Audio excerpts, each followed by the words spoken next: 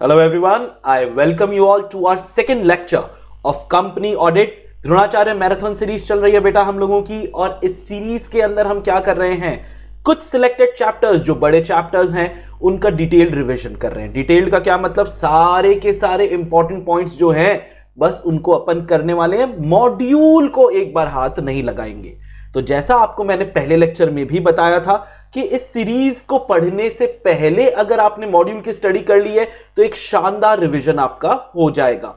लेकिन अगर इस सीरीज से पहले आपने मॉड्यूल नहीं पढ़ी है तो आइडियली आप ये सीरीज देखो और फिर मॉड्यूल जरूर पढ़ लेना बेटा, क्योंकि उसके बिना एक अच्छा एग्जाम प्रिपरेशन संभव नहीं है।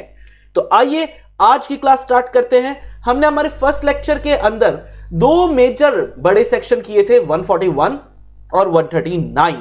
आइए आज का जो सेकंड पार्ट है ना, इसको अपन स्टार्ट कर लेते हैं। और सेकंड पार्ट के अंदर क्या क्या करने वाले हैं आइए देखते हैं। Today's target is rotation of auditor section 139(2). Audit committee छोटा सा पार्ट है इसका, 177। ऑडिटर को रिमूव किस तरीके से किया जाता है और ऑडिटर्स की पावर। आज हम पावर तक करने वाले हैं इस सेगमेंट के अंदर, क्योंकि ड्यूटीज के लिए पार्ट 3 अलग से बनाया गया है। ड्यूटीज एक बड़ा पार्ट है क्योंकि कंपनीज एक्ट की भी ड्यूटीज आती है, कारों की भी ड्यूटीज आती है, AS1 की भी ड्यूटी है डिस्क्लोजर की, तो उन सब के लिए पार्ट 3 आपके लिए रखा गया है। तो करें आज का गेम स्टार्ट। तैयार हो, पढ़ाई कर रहे हो ना, जल्दी जल्दी से, ठीक है। आइए स्टार्ट करते हैं। पहला हमारा कॉन्सेप्ट है क्या, रोटेशन ऑफ ऑडिटर। अब देख लो बेटा, एक दो अटेम्प्ट निकल गए हैं, रोटेशन पे कोई बहुत बड़ा सारा सवाल नहीं बना है। तुम्हारे इस में अटेम्प्ट में रोटेशन पर सवाल आने की संभावना मुझे पर्सनली लगती है, किस हिसाब से लग रही है ये संभावना, ये ऐसे लग रही है कि लास्ट 2 अटेम्प्ट हो गए, बड़ा सवाल, ठीक है, 1 नंबर का कुछ पूछ लिया वो इररेलेवेंट है, 3 या 4 नंबर का कोई एक सवाल इस पे अभी तक नहीं बना है। 2 अटेम्प्ट हो गए हैं, उस पे नहीं बना है, तो अभी आने की संभावना है। रोटेशन का मतलब क्या होता है, पढ़ने से पहले एक बार अपन डिस्कस कर लेते हैं। रोटेशन में क्या होता है, क्योंकि इंस्टीट्यूट समझता है या हमारा लॉ मिनिस्टर्स और जो है लॉ मिनिस्ट्री है वो समझती है कि यार ऑडिटर हमेशा होना चाहिए इंडिपेंडेंट, और ऑडिटर की इंडिपेंडेंस को कई तरीके के खतरे होते हैं। और ये खतरे हम कहां पे पढ़ते हैं, चैप्टर नंबर 1 में, थ्रेट्स टू इंडिपेंडेंस में अपन पढ़ेंगे। तो ये खतरों में से एक खतरा ये भी है कि अगर एक कंपनी में ऑडिटर बहुत लंबे समय तक टिक गया तो उसकी दोस्ती यारी हो जाएगी, और जब दोस्ती यारी हो गई तो क्या होगा, उसकी इंडिपेंडेंस को खतरा हो सकता है। वो अपने दोस्त का नुकसान शायद ना करना चाहे, दोस्त के बारे में वो सही ऑडिटिंग शायद ना कर पाए। इस वजह से रोटेशन का कॉन्सेप्ट आया है। रोटेशन के कॉन्सेप्ट में ऑडिटर को बोला गया है कि भाई तू एक कंपनी में इस निश्चित अवधि तक रह सकता है, इसके बाद तेरे को इस कंपनी को छोड़ के किसी और कंपनी में जाना पड़ेगा ऑडिट करने के लिए, एक निश्चित समय तक तो इस कंपनी का ऑडिटर नहीं रह सकता। मतलब वो समय निकल गया जिसको हम क्या बोलते हैं, कूलिंग पीरियड बोलते हैं, वो समय अगर निकल गया आप वापस आ जाओ। रोटेशन का मतलब ही है ना, एक बार तो जाओ लेकिन घूमकर वापस आ जाओ। तो आप वापस आ सकते हो लेकिन एक पर्टिकुलर टाइम तक आप वापस नहीं आ सकते। ये क्या हर कंपनी पे लागू होता है? नहीं। आइए रोटेशन को अपन देखते हैं। पहला कॉन्सेप्ट जो हम रोटेशन में पढ़ रहे हैं वो है कि यार रोटेशन हर कंपनी पे लागू ही नहीं होता, रोटेशन सिर्फ इन्हीं कंपनीज पर लागू होता है, ठीक है। रोटेशन सिर्फ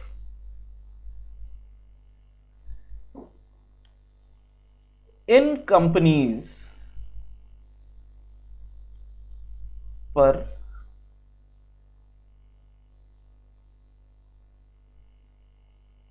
लगता है, ठीक है।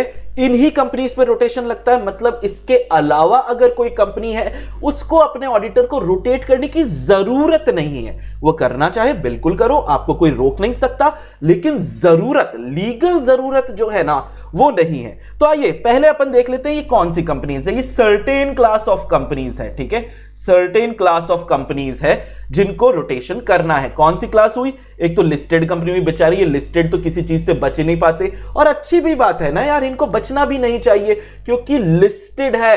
आपके शेयर बॉम्बे स्टॉक एक्सचेंज या नेशनल स्टॉक एक्सचेंज में खरीदे बेचे जाते हैं पब्लिक द्वारा। अगर आपके यहां पे ऑडिट सही से नहीं हुई तो पब्लिक को बहुत बड़ा नुकसान हो सकता है। आज हम कई सारी कंपनीज के बारे में देख भी रहे हैं, शेयर प्राइसेस 4000 थे और 1600-1700 पे अभी शायद चल रहा है जिस दिन मैं ये लेक्चर रिकॉर्ड कर रहा हूं। पब्लिक का कितना बड़ा नुकसान हुआ है। तो आइए, लिस्टेड कंपनी में इंडिपेंडेंस ऑडिटर की बहुत ज्यादा इंपॉर्टेंट होती है, इसलिए लिस्टेड को तो अपने ऑडिटर को रोटेट करना ही पड़ेगा। उसके बाद ऐसी भी हमारे पास अनलिस्टेड पब्लिक कंपनियां हैं। देखो, लिस्ट होने के लिए कंपनी को पब्लिक होना तो जरूरी है, लेकिन यह जरूरी नहीं है कि सारी की सारी पब्लिक कंपनियां लिस्ट करवाएं अपने आप को। तो ऐसी अनलिस्टेड पब्लिक कंपनीज जिनका paid up share capital exact 10 crore या 10 करोड़ से अगर ज्यादा है, मतलब सर अगर 10 करोड़ से 1 रुपया भी कम है ना तो उनको रोटेट करने की जरूरत नहीं है। लेकिन अगर एक लिस्टेड कंपनी है, उसका 10 लाख का भी पेड अप शेयर कैपिटल है ना, उसको लिस्ट कराना पड़ेगा, ऑप्शन नहीं है बेटा। अनलिस्टेड पब्लिक कंपनी अगर exact 10 lakh paid up share capital या उससे ज्यादा है, तब वो एक बड़ी कंपनी है, तो उसको अपने ऑडिटर को क्या करना पड़ेगा, रोटेट कराना पड़ेगा। फिर बड़ी प्राइवेट कंपनी का नंबर आया। बड़ी प्राइवेट कंपनी के लिए क्या बोला गया, एग्जैक्ट 50 करोड़ की पेड अप शेयर कैपिटल या उससे ज्यादा अगर है तो उनको रोटेट करने की जरूरत है। मतलब इससे 1 रुपया भी कम हो, 49 करोड़ 99,99,999 रुपीज हो, कोई दिक्कत नहीं है, रोटेट करने की जरूरत नहीं है। और ये जो मैं बोल रहा हूं 1 रुपया भी कम हो, इसका बहुत सारा नाजायज फायदा उठाया गया।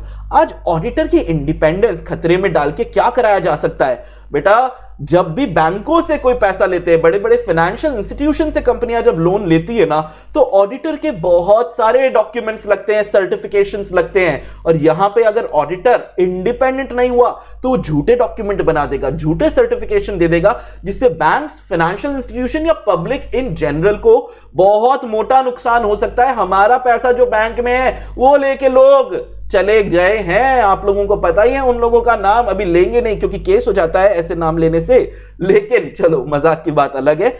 ऐसी अनलिस्टेड पब्लिक कंपनियां जिनकी paid up share capital 10 crore से कम है, या ऐसी प्राइवेट कंपनियां जिनकी paid up share capital 50 crore से कम है। अनलिस्टेड पब्लिक के लिए 10 करोड़ की लिमिट थी और प्राइवेट के लिए 50 करोड़ की पेड अप की लिमिट थी। तो अगर इनसे कम भी है, लेकिन इन्होंने क्या किया, इन्होंने ऑडिटर से दोस्ती करके या कुछ भी करके इन्होंने बैंक्स, किस किस से पैसा ले लिया है, या तो किसी बैंक से पैसा लिया है, या किसी फाइनेंशियल इंस्टीट्यूशन से पैसा लिया है, या जनता का पैसा पब्लिक डिपॉजिट के तौर पर लिया है। इन तीनों में से किसी भी तौर पर अगर पैसा लिया है, और ये पैसा कितना लिया है, ये लिया है 50 करोड़ या उससे ज्यादा, मतलब जनता का खूब बड़ा सारा पैसा किसी ना किसी वे में आपके पास पड़ा है, तब आपके ऑडिटर को इंडिपेंडेंट होना बहुत जरूरी है, यानी उसको रोटेट होना भी बहुत ज्यादा जरूरी है। तो पहली बात हम लोगों ने अभी तक क्या सीख ली कि रोटेशन हर कंपनी को नहीं करना। किसको करना है rotation, certain class of companies को अपने ऑडिटर को रोटेट करना है। और तो और ये कंपनीज कौन है, 4 दिमाग में रखेंगे। 4 नंबर के लिए पहला सवाल ये बन जाता है बेटा कि रोटेशन किसको करना है। लिस्टेड तो बचेंगे नहीं, फिर ऐसी अनलिस्टेड पब्लिक कंपनियां जिनकी paid up share capital 10 crore या उससे ज्यादा है, ऐसी प्राइवेट कंपनियां जिनकी paid up share capital 50 crore या उससे ज्यादा है, लेकिन अगर इन लिमिट से कम भी है, 10 करोड़ की लिमिट या 50 करोड़ की लिमिट कम भी है, लेकिन पब्लिक बोरोइंग्स जो है, यानी बैंक से, फाइनेंशियल इंस्टीट्यूशन से या पब्लिक डिपॉजिट के तौर पर आपने या मिलाकर भी कर लो 50 करोड़ या उससे ज्यादा रुपए आपने ले रखे हैं, तो आपको रोटेट करना ही पड़ेगा। सर कोई बचा है क्या रोटेशन से? बिल्कुल बचे हैं ना भाई साहब, एक्सेप्शन तो होते ही हैं। ओपीसी एंड स्मॉल जो कंपनियां हैं वो, उनको अपने ऑडिटर को रोटेट करने की बिल्कुल आवश्यकता नहीं है, ठीक है। एक्सेप्शन ओपीसी और स्मॉल पे है। तो पहला सवाल जो एग्जाम में आ सकता है, 4 नंबर का सवाल बनता है कि रोटेशन किस पर एप्लीकेबल होगा, हर एक पर नहीं होगा। ये समझ में आ गया। तो आइए रोटेशन के प्रोविजन समझते हैं। हम ये देखते हैं इसको किस तरीके से कानून ने लिखा है। कानून नेगेटिव टोन पर लेके गया है। नेगेटिव टोन पे मतलब none of the companies mentioned above मतलब जिसको अभी अभी हमने देखा था, जिन पर रोटेशन एप्लीकेबल है, ये बात मैंने यहां पे लिखी थी।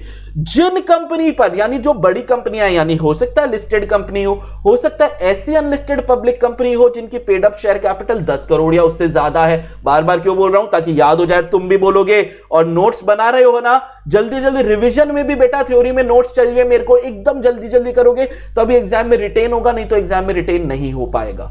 तो listed company, unlisted public company जिनकी paid up share capital 10 crore या उससे ज्यादा, प्राइवेट कंपनियां जिनकी paid up share capital 50 crore या उससे ज्यादा, या पब्लिक बोरोइंग, चाहे किसी से भी हो, पब्लिक बोरोइंग 50 करोड़ या उससे ज्यादा। पब्लिक बोरोइंग मतलब बैंक, फाइनेंशियल इंस्टीट्यूशन या पब्लिक डिपॉजिट में से किसी से भी आपने पैसा ले लिया। मतलब जिन कंपनियों को रोटेट करना पड़ेगा अपने ऑडिटर को, वो क्या नहीं कर सकती, नन लिखा हुआ है ना बेटा, नन लिखा हुआ है ना, वो क्या नहीं कर सकती। अगर वो एक इंडिविजुअल को ऑडिटर बनाती हैं, ठीक है, तो उसको एक टर्म से ज्यादा नहीं रख सकती।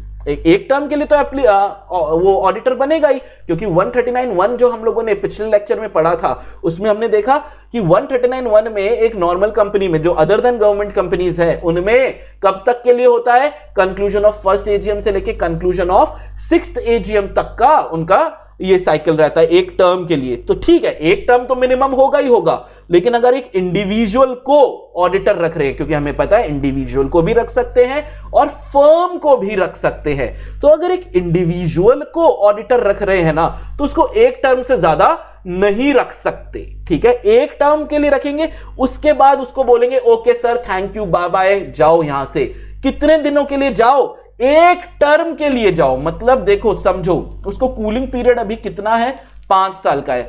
ये एक टर्म मैंने बोल दिया क्योंकि अभी टर्म भी 5 साल का है, और कूलिंग पीरियड जो 5 साल का है उसको बोलेंगे ना आराम से चिल मारो, ये भी 5 साल है। ठीक है, ये कोइंसिडेंस है कि टर्म भी 5 साल है और कूलिंग पीरियड भी 5 साल है। सरकार कभी भी इन चीजों को बदल सकती है। तो अगर एक इंडिविजुअल को रखा, तो उसको मान लो आज रखा है 5 साल के लिए रख लिया, अब उसके बाद उसको बोलेंगे भाई तू 5 साल के लिए छुट्टी मनाने जा। छुट्टी मनाने जाने का क्या मतलब है, तू मेरी इस कंपनी में ऑडिट नहीं कर सकता, तू किसी और कंपनी में कर, फर्क नहीं पड़ता, मेरी इस कंपनी में तू 5 साल तक ऑडिट नहीं कर सकता। 5 साल के बाद तू वापस से लायक हो जाएगा, एलिजिबल हो जाएगा, तू वापस अपॉइंट हो सकता है। जरूरी नहीं है उसका अपॉइंटमेंट हो जाए, लेकिन वो एलिजिबल हो जाएगा वापस से अपॉइंट होने के लिए। 5 साल तक तो वो कूलिंग पीरियड के टाइम पर तो वो एलिजिबल भी नहीं होगा। तो उसने क्या किया, आज अपॉइंट हो गया, एक टर्म के लिए अपॉइंट हो गया, उसके बाद उसको क्या हो गया, कूलिंग पीरियड लग जाएगा। 5 साल वो दूसरी कंपनियों में ऑडिट का काम करेगा। 5 साल जैसे खत्म होते हैं, कूलिंग पीरियड जैसे खत्म होता है, वो वापस एलिजिबल हो जाएगा मेरी इस कंपनी में ऑडिट करने के लिए। आया समझ में? ये केस किसका है, इंडिविजुअल का। इंडिविजुअल ग्रेटर देन 1 टर्म आप इनको अपॉइंट नहीं कर सकते। 5 साल का एक टर्म होता ही है, प्रोवाइडेड कब तक नहीं कर सकते, जिंदगी भर नहीं। नहीं सर, जब तक वो कूलिंग पीरियड में है तब तक। मैं तो कूलिंग पीरियड को हमेशा बच्चों को जब पढ़ाता हूं तो क्या बोलता हूं, कोरोना वायरस है, ये कोविड है, तो कोविड में जैसे हम क्वारंटाइन हो जाते थे, वैसे यहां पे भी 5 साल के लिए हम क्वारंटाइन, वहां पे तो 14 डेज के लिए क्वारंटाइन होते थे, यहां पे 5 साल के लिए ऑडिटर क्वारंटाइन होता है। लेकिन वहीं अगर ये ऑडिटर एक फर्म है, क्योंकि हमें पता है कि ऑडिटर इंडिविजुअल भी हो सकता है और फर्म भी हो सकती है। तो अगर ऑडिटर एक फर्म है, तो फर्म में क्या होता है, बहुत सारे पार्टनर्स होते हैं, है ना। तो एक पार्टनर नहीं किया तो दूसरा कर लिया, दूसरा नहीं किया तो तीसरा कर लिया, ये ऑप्शन होता है। इसीलिए फर्म को ऐसा नहीं बोला कि आप एक टर्म के लिए होगे। फर्म को एक टर्म के लिए हमने अपॉइंट किया, उसके बाद इमीडिएटली डिस्क्वालीफाई नहीं करते, उनके पास ऑप्शन देते हैं कि आप चाहो तो एक और टर्म के लिए ऑडिटर बन जाओ। लेकिन अगर आपने 2 टर्म, फर्म अगर आपने 2 टर्म, पहला टर्म अपॉइंट हो गए 5 साल के लिए, फिर एक और बार 5 साल के लिए लगातार आप अपॉइंट हो गए, आप आइडियली 10 साल इस कंपनी में ऑडिट कर रहे हो। 10 साल एक बड़ा समय होता है। तो फर्म को क्या बोला कि ठीक है, आप 2 टर्म के लिए अपॉइंट हो सकते हो, लगातार हो सकते हो, जरूरी नहीं है हो भी जाओ, लेकिन लॉ को कोई दिक्कत नहीं है अगर फर्म को कंपनी 2 टर्म लगातार ऑडिटर अपॉइंट कर देती है। लेकिन 2 टर्म के बाद जैसे ये 10 साल बीते, उसके बाद इस फर्म को भी कूलिंग पीरियड लेना पड़ेगा। कूलिंग पीरियड फर्म के लिए भी 5 साल का है। ठीक है, तो ये 5 साल क्या हुआ बेटा, this 5 year is what, this 5 year is cooling period.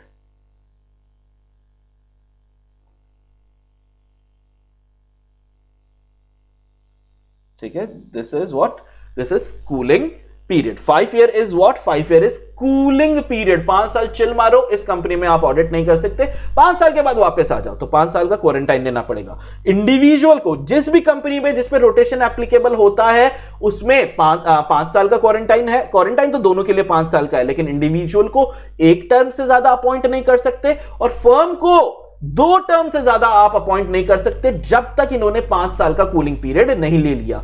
इसमें एक बात विशेष ध्यान रखने की है, फर्म के लिए ध्यान रखने की है कि बेटा फर्म का अपॉइंटमेंट एक साथ 2 टर्म के लिए नहीं हो सकता। फर्म का अपॉइंटमेंट भी एक बार में एक टर्म के लिए ही होगा, क्योंकि 139(1) अलाउ ही एक टर्म करता है। उसके बाद एक और टर्म के लिए चाहे तो फर्म को अलाउ हम कर सकते हैं, अपॉइंट कर सकते हैं, इंडिविजुअल को नहीं कर सकते अगर कूलिंग पीरियड लग रहा है, अगर रोटेशन लग रहा है। तो इंडिविजुअल 1 टर्म के बाद कूलिंग पीरियड लेगा, फर्म 2 टर्म और 5 कंसेक्यूटिव ईयर्स के बाद कूलिंग पीरियड लेगी, और कूलिंग पीरियड दोनों के लिए क्या हुआ? 5 साल का हो गया। Important points, no audit firm on the date of appointment. अब क्या होता है यहां पे, ये फर्म्स जो है ना, ये कोई तरीके लूप होल्स निकालने की कोशिश करती है कि सर पहले वाली फर्म को बंद कर देते हैं, नई फर्म बना लेते हैं, वही पार्टनर आ जाएंगे। अरे नहीं चलेगा, बिल्कुल नहीं चलेगा।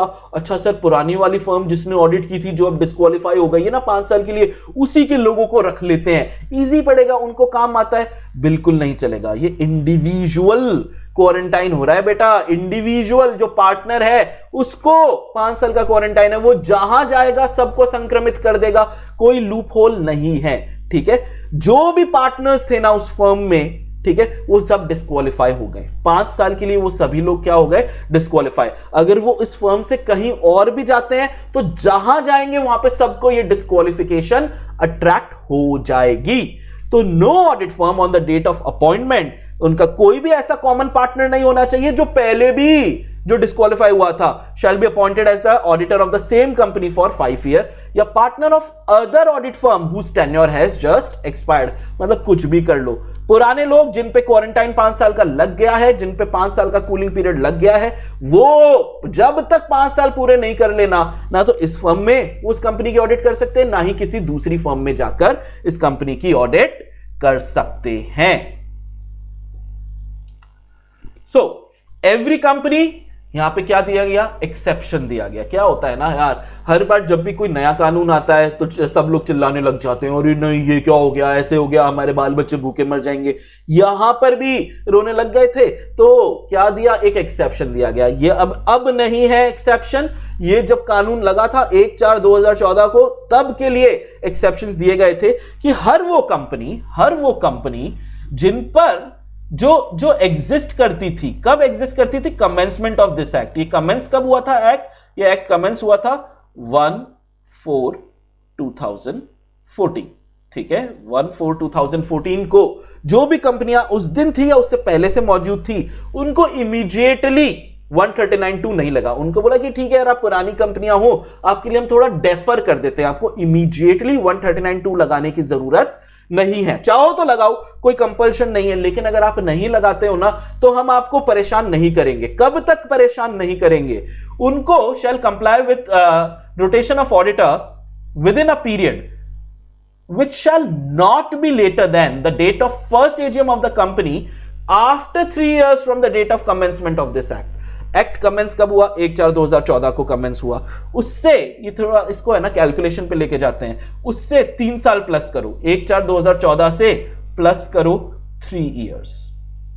ठीक है, फाइनेंशियल ईयर खत्म कब होगा? 1/4/14 से 31 मार्च 15 पहला साल, 1/4/15 से 31 मार्च 16 दूसरा साल, 1/4/16 से 31 मार्च 17 तीसरा, 14 से 15, 15 से 16, 16 से 17। तो 3 ईयर हम कर देंगे तो हम कहां पे पहुंच गए बेटा?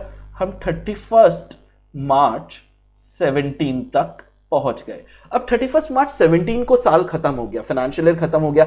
एजीएम कब होगी? सर एजीएम तो इसकी विद प्लस 6 मंथ्स में होगी। ठीक है, 6 मंथ्स में क्या होगा? एजीएम विद इन 6 मंथ्स कभी भी हो सकती है। तो इस एजीएम तक ठीक है, 3 साल की मोहलत दे दी। इस एजीएम तक तो ठीक है आप ऑडिटर रहो, ठीक है। जो कंपनियां 1/4/2014 को एग्जिस्ट कर रही थी या उससे पहले से एग्जिस्ट कर रही थी, उनको क्या बोला कि 1/4/2014 से 3 फाइनेंशियल ईयर प्लस कर लो, तो 31 मार्च 17 आए। और उसके बाद जब भी जो भी एजीएम होगी उस एजीएम तक तो आप ऑडिटर कंटिन्यू रह सकते हो, लेकिन उसके बाद रोटेशन आप पर एप्लीकेबल हो जाएगा, ठीक है। तो पुरानी कंपनियों को 3 साल का एक्स्ट्रा मोहलत दे दी गई थी और कुछ भी नहीं है इसके अंदर। So, every company existing on or before the commencement of this act shall comply with section 139(2), that is the rotation of auditor within the period which shall not be later than, मतलब ये maximum दिया गया है, which shall not be later than the date of first AGM of the company after 3 years. Date of first AGM कब? 3 साल के बाद date of first AGM from the commencement of this act. बिल्कुल समझ में आ गया आप लोगों को। 3 साल की मोहलत सिर्फ पुरानी कंपनियों की दी, नई कंपनियों को यह मोहलत नहीं दी गई है। आइए चलें आगे। अब यार इस बीच में कुछ इंपॉर्टेंट पॉइंट्स हैं। पहला इंपॉर्टेंट पॉइंट है कि यार देखो ऑडिटर है, ठीक है, कोई स्लेव तो है नहीं कि जबरदस्ती 5 साल काम करना ही पड़ेगा, एक बार अपॉइंटमेंट हो गया तो ऐसे कैसे 5 साल काम नहीं करेगा। तो ऑडिटर भी रिजाइन कर सकता है before the term gets over, और अगर ऑडिटर दुखी कर रहा है तो उसको धक्के मार के कंपनी भी निकाल सकती है। Company can also remove before the term gets over, दोनों ही काम हो सकते हैं। ऑडिटर भी रिजाइन कर सकता है, ठीक है 5 साल का आपका अपॉइंटमेंट हुआ है लेकिन कुछ भी कारण हो सकता है आपका, तो आप रिजाइन कर सकते हो, या कंपनी भी अगर आपके काम से खुश नहीं है आपको बिल्कुल रिमूव कर सकती है। यह पहला इंपॉर्टेंट पॉइंट है। दूसरा पॉइंट क्या है हमारा, members of the company may resolve, may बोला गया है बेटा, मतलब जरूरी नहीं है कि मेंबर्स ये रेजोल्यूशन पास करे ही करे, ठीक है। Members of the company may resolve, members of the company may resolve, चाहे तो एक ऐसा रेजोल्यूशन कंपनी के मेंबर्स पास कर सकते हैं, वो भी सिर्फ फर्म के केस में। किसके केस में है ये? सिर्फ फर्म के केस में, क्योंकि इंडिविजुअल में ये नाटक नहीं एप्लीकेबल होगा। सिर्फ फर्म के केस में वो चाहे तो ये एक रेजोल्यूशन पास कर सकते हैं। इस चाहे तो रेजोल्यूशन पास कर सकते हैं, जिसमें वो क्या पास कर सकते हैं रेजोल्यूशन में कि यार सुनो, तुम्हारी फर्म को हमने ऑडिटर बना दिया, अच्छी बात है, बड़ी फर्म है, कई सारे पार्टनर है, बहुत बड़ी ऑडिट टीम है, लेकिन मेरे को ऐसा नहीं चाहिए कि एक ही एक पार्टनर या एक ही एक ऑडिट टीम हमेशा 10 साल तक आप ही ऑडिट करते रहो। यार नए नए लोगों को लाओ, पुराने लोगों को हटाओ। आप इंटरनल रोटेशन कंपलसरी कर सकते हो। फर्म तो वही रहेगी ऑडिट करने के लिए, लेकिन फर्म के अंदर जो लोग हैं ना, उनको बदलने का चाहे तो मेंबर्स बोल सकते हैं कि मेरे को एक ही पार्टनर का साइन नहीं चाहिए, पहले 3 साल एक पार्टनर कर लो, फिर 3 साल एक पार्टनर कर लो, फिर इस तरीके से अलग अलग पार्टनर करो। हर 4 साल में ऑडिट टीम बदलो, भाई साहब मेरे को नई ऑडिट टीम चाहिए, क्योंकि पुराने लोगों की इंडिपेंडेंस खतरे में आ सकती है।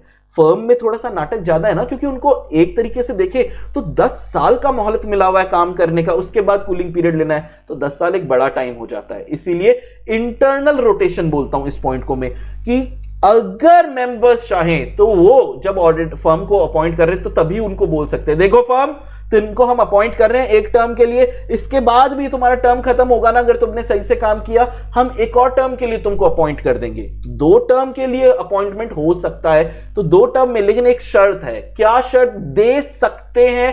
कि आपको जो है ना, एक ही आपका ये पार्टनर जो है ना, ठीक है, वो ऑडिट नहीं करेगा या इसी की टीम ऑडिट नहीं करेगी, कुछ सालों में आपको दूसरे पार्टनर से ऑडिट करवानी पड़ेगी, ताकि अगर पुराने पार्टनर ने कुछ गड़बड़ी की है तो नया पार्टनर उसकी गड़बड़ी को कोई एक्सेप्ट नहीं करेगा। अरे कौन करेगा अपने पार्टनर की गड़बड़ी? कहीं उसकी वजह से हम जेल में बैठे हूं, ठीक है, इतनी मुश्किल से सीए की डिग्री हाथ लगी है, तो जेल में तो हम बेटा इस तरीके से जाना नहीं चाहेंगे, चाहे हमारा कितना ही अच्छा पार्टनर क्यों ना हो। इसीलिए तो चाहे तो ये कंपल्शन नहीं है कि इंटरनल रोटेशन करना ही पड़ेगा, मेंबर्स चाहे तो ऐसा रेजोल्यूशन पास करवा सकते हैं।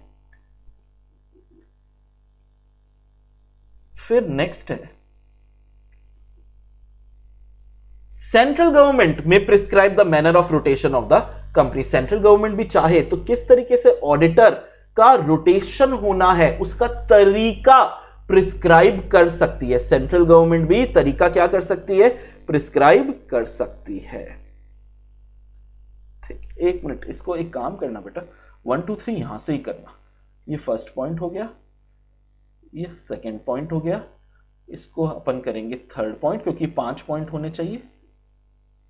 ये थर्ड पॉइंट हो गया, ये फोर्थ, एंड ये फिफ्थ पॉइंट।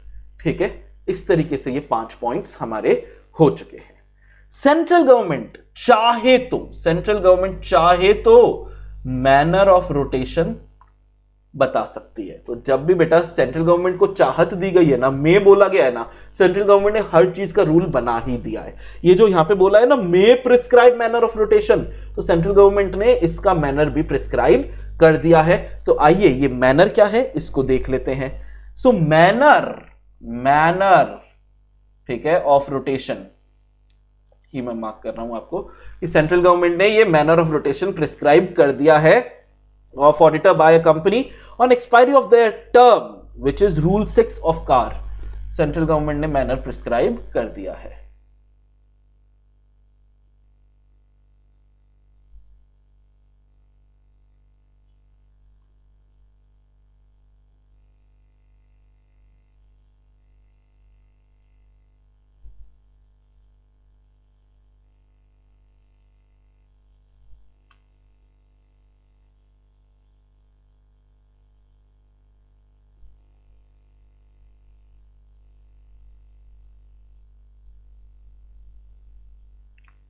ठीक है, सेंट्रल गवर्नमेंट ने क्या किया, मैनर ऑफ रोटेशन प्रिस्क्राइब कर दिया है। क्या बोला इन्होंने मैनर ऑफ रोटेशन प्रिस्क्राइब करने टाइम?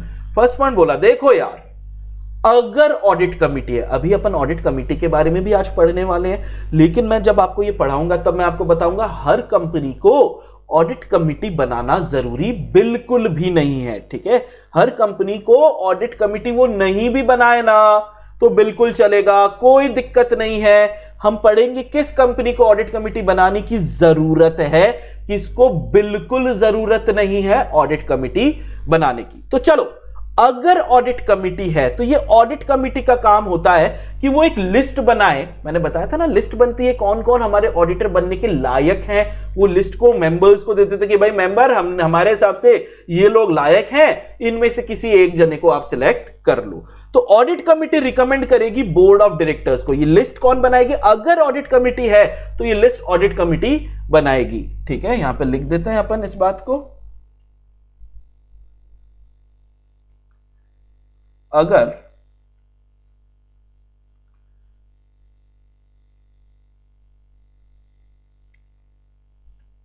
ऑडिट कमिटी है तो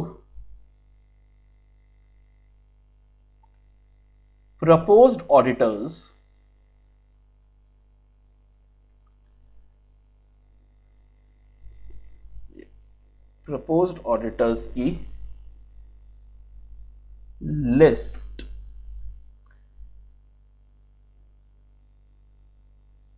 ऑडिट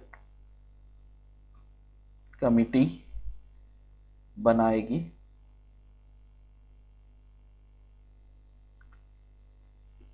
ठीक है, प्रपोज ऑडिटर्स की लिस्ट ऑडिट कमिटी बनाएगी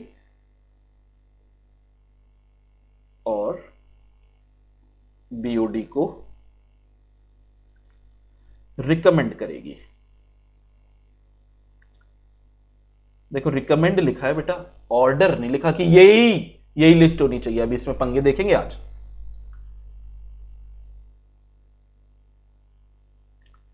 ठीक है, ऑडिट कमिटी अगर है तो लिस्ट प्रपोज्ड ऑडिटर की, क्योंकि फाइनल तो है ही नहीं कि हो सकता है इनमें से एक जना भी सिलेक्ट नहीं हो। मेंबर्स के पास ऑप्शन होता है ना सिलेक्ट करने का। 139(1) ने मेंबर्स को अधिकार दिया था। ठीक है, तो अगर ऑडिट कमिटी है तो प्रपोज्ड ऑडिटर्स की लिस्ट ऑडिट कमिटी बनाएगी और बीओडी को रिकमेंड करेगी। तो ऑडिट कमिटी, देखो ऊपर क्या लिखा है, ऑडिट कमिटी रिकमेंड बीओडी। क्या रिकमेंड कर रहा है? नाम को रिकमेंड कर रहा है। किसके नाम को? अब ऑडिटर कौन कौन बन सकता है? इंडिविजुअल या फर्म।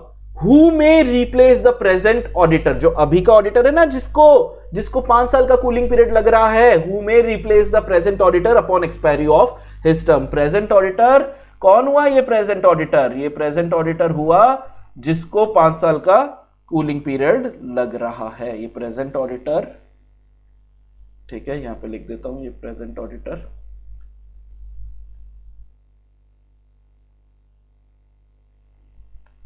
कलर बदलते हैं यार, क्या कलर, ये रेड से लिख लेते हैं।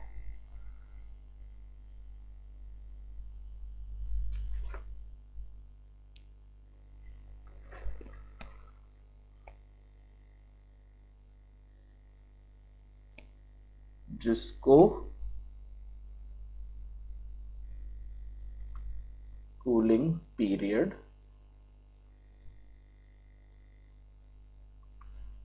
लग रहा है। ठीक है, ये है वो प्रेजेंट ऑडिटर जिसको कूलिंग पीरियड अट्रैक्ट हो रहा है। तो ऑडिट कमिटी रिकमेंड करेगी बीओडी को कि देख भाई अभी वाला जो हमारा है वो तो 5 साल कूलिंग पीरियड में जाने वाला है, तो देख ये इंडिविजुअल्स के नाम या फर्म्स के नाम है जो अभी वाले की जगह ले सकते हैं। तो ये काम किसका? ऑडिट कमिटी का। आगे चलते हैं। फिर अगर मैंने बोला था ना ऑडिट कमिटी जरूरी नहीं है हो, तो अगर ऑडिट कमिटी है तो बीओडी को कंसिडर करना है। देखो वर्ड क्या लिखा हुआ है बेटा, वर्ड लिखा गया है कंसिडर। ठीक है, एक्सेप्ट करने की जरूरत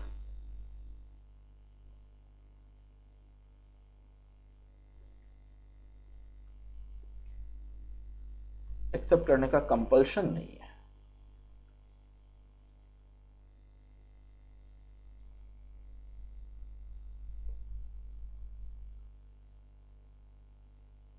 ठीक है, ऑडिट कमिटी को कंसिडर ही करना है। अगर ऑडिट कमिटी है तो बोर्ड को ऑडिट कमिटी के रिकमेंडेशन को सिर्फ कंसिडर करना है। मतलब बोर्ड चाहे तो वो इस रिकमेंडेशन को एक्सेप्ट ना भी करे, बिल्कुल चलेगा। ठीक है, तो अगर ऑडिट कमिटी है तो बोर्ड को कंसिडर करना है their recommendation for appointment of the next auditor.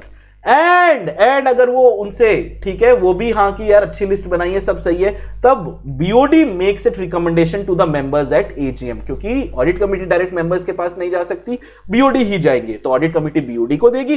अगर बीओडी को लिस्ट सही लगती है तो वो आगे मेंबर्स को देंगे। लेकिन अगर ऑडिट कमिटी नहीं है, मैंने बोला था ना हर जगह ऑडिट कमिटी होने की कोई जरूरत नहीं है।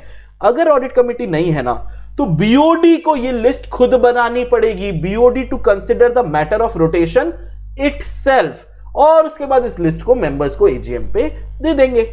इजी पॉइंट, कोई तकलीफ नहीं।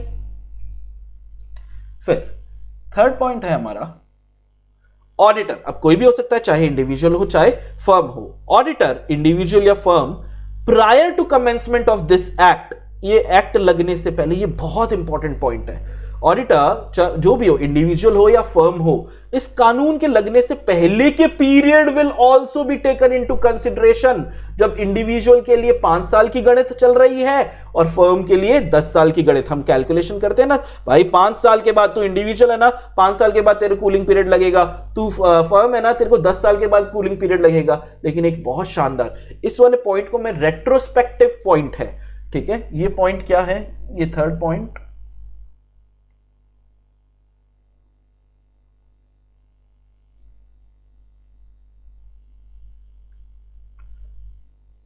जनरली लॉ बेटा रेट्रोस्पेक्टिव नहीं होता। ठीक है, आगे की बताते, लेकिन यहां पे इन्होंने क्या बोला कि पहले के जो आपके पीरियड है ना, ठीक है,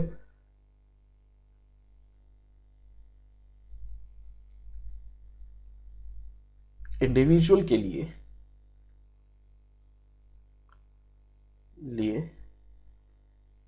5 साल की कैलकुलेशन में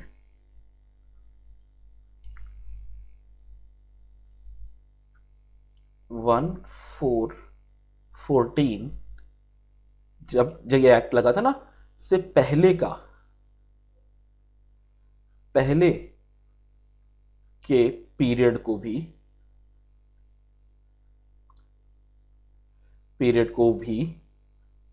कैलकुलेशन में को भी लेंगे।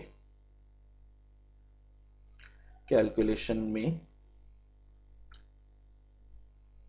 ये मैंने बेटा सिर्फ इंडिविजुअल को लिखा, सेम चीज फर्म के लिए हो जाएगी, लेकिन जब फर्म के लिए मैं ये बात लिखूंगा तो फर्म के लिए ये बात 5 साल की जगह 10 साल की हो जाएगी। मतलब मान लो 1414 से पहले तो ये कानून ही नहीं था, 1414 को ये कानून आया, लेकिन उससे पहले से हम 7 साल से, मैं इंडिविजुअल हूं, 7 साल से मैं ऑडिट कर रहा था, क्योंकि पहले 5 साल के बाद जाने की बात ही नहीं थी, मैं 7 साल से कर रहा हूं। अब क्या होगा, मैं पहले से ही 7 साल से कर रहा हूं, एकदम से 139(2) लग गया, यार मेरे को तो 5 साल ही अलाउड थे, मैं तो 7 साल से कर रहा हूं। इमीडिएटली छोड़ना है? नहीं, इमीडिएटली नहीं, 3 साल का वो मोहलत दी थी ना, मैंने पढ़ा था ना कि यार 3 साल 1/14 से 3 साल के बाद जो एजीएम आएगी उस तक रह सकता है, तो 3 साल की मैक्सिमम इसको वैलिडिटी मिल जाएगी। ठीक है, इसका कैलकुलेशन अभी अपन देख लेते हैं, लेकिन ये एक 4th पॉइंट और देख लें। इनकमिंग और आउटगोइंग, मतलब नया इनकमिंग यानी नया ऑडिटर,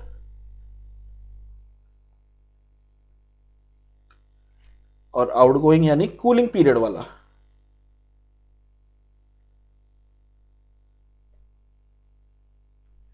हिंदी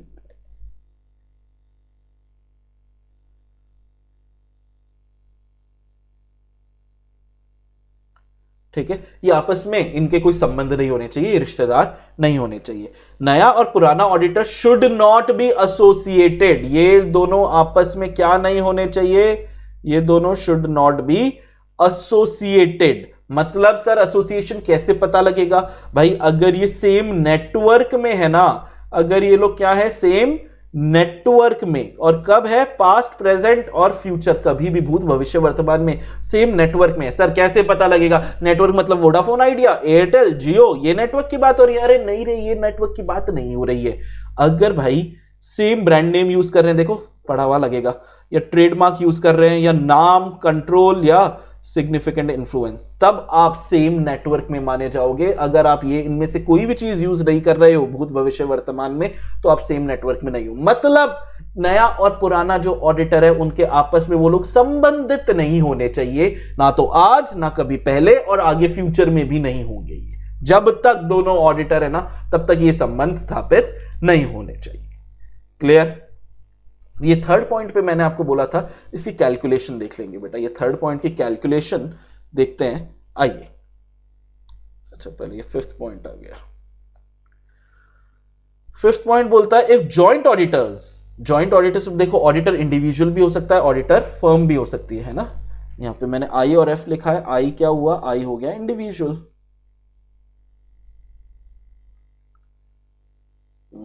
AIDUAL, ठीक है, और ये फर्म। तो ऑडिटर तो इंडिविजुअल भी हो सकता है, फर्म भी हो सकती है। कंपनी के मेंबर्स चाहें तो एक समय में एक से ज्यादा ऑडिटर भी अपॉइंट कर सकते हैं, इनको जॉइंट ऑडिटर बोलते हैं।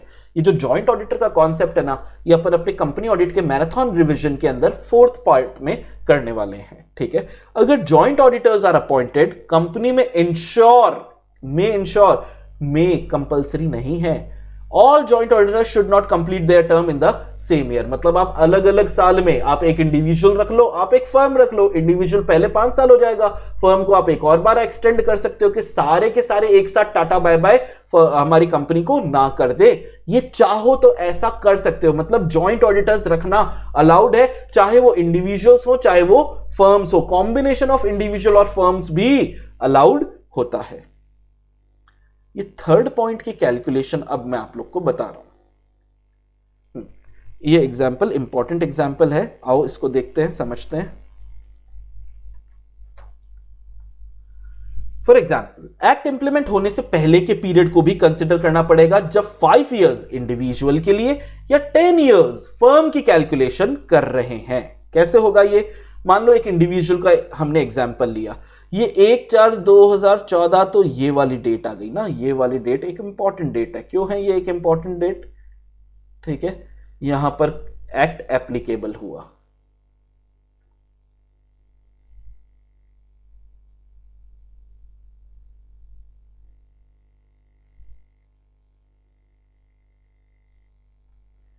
ठीक है, कंपनीज एक्ट 2013 यहां पर आया।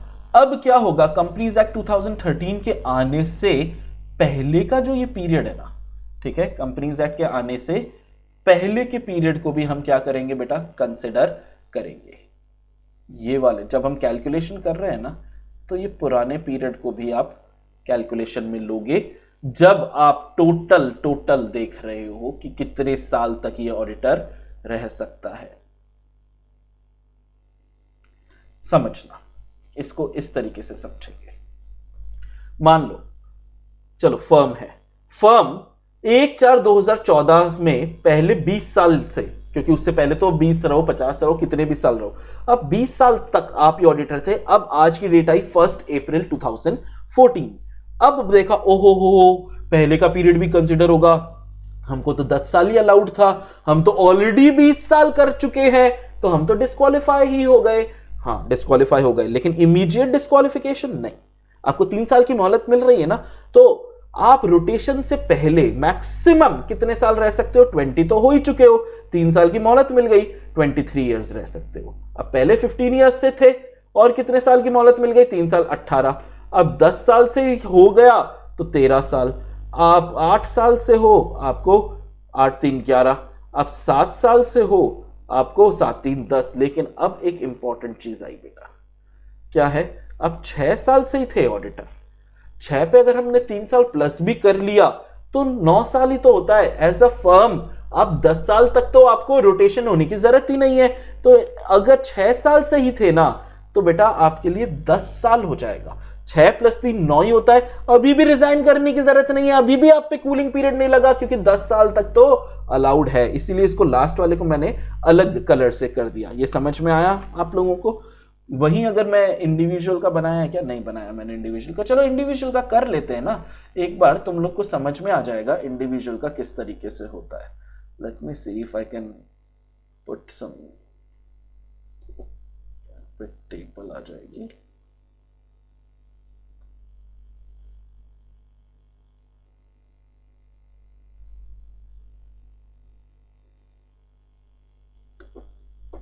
ठीक है, लाइन वाइन तुम खींच ही लेंगे इसके अंदर।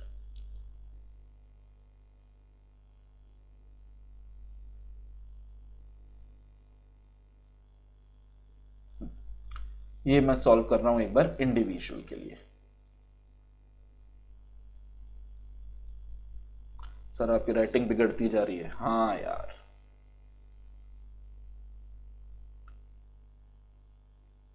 प्रीवियस और मैक्सिमम, क्या ये राइटिंग पैड पे लिखने की आदत नहीं है, फुल वो बोर्ड पे लिखने की आदत है ना। तो पहले मान लो इंडिविजुअल जो है 10 साल से वो ऑडिट कर रहा है। कितने साल से ऑडिट कर रहा है वो? 10 साल से भाई ऑडिट कर रहा है। उसने कहा ओहो मेरे को तो 5 साल ही अलाउड है, तो इमीडिएटली जाऊं? नहीं नहीं, इमीडिएटली क्यों जाता है हीरो? 13 साल के बाद जाना ना। ठीक है, 3 साल का तेरे पास है, 3 साल का एग्जाम्पशन है ही तेरे पास। मान लो 7 साल से कर रहा हूं तो 10 साल कर ले। 7 6 5 4 3 2 1।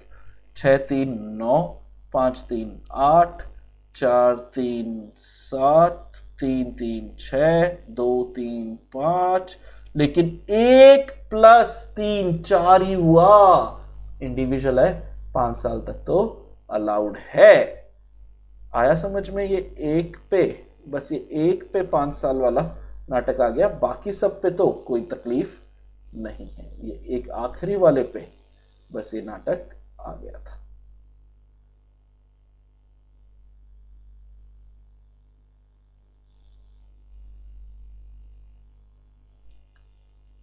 ठीक है,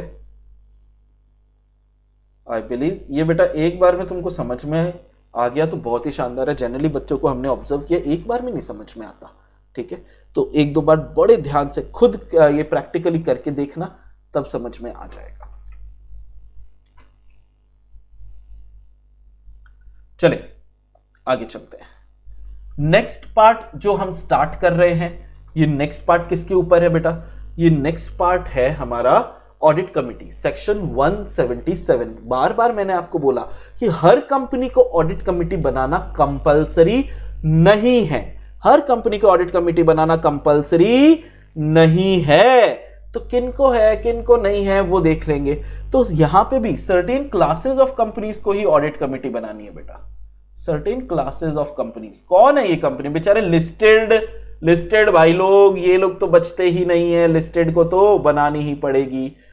ठीक है, और लिस्टेड के अलावा ऐसी पब्लिक कंपनियां जिनकी paid up share capital 10 crore या उससे ज्यादा है, या टर्नओवर 100 करोड़ या उससे ज्यादा है, या आउटस्टैंडिंग बोरोइंग 50 करोड़ से ज्यादा है। यहां इक्वल्स टू का साइन नहीं है। अपने आप को आप याद दिलाएंगे कि यहां इक्वल टू साइन नहीं है। ठीक है, यहां पे बिल्कुल नहीं है इक्वल्स टू का साइन, बाकी सब में इक्वल्स टू साइन है लेकिन यहां पे नहीं है as per last audited financial statement.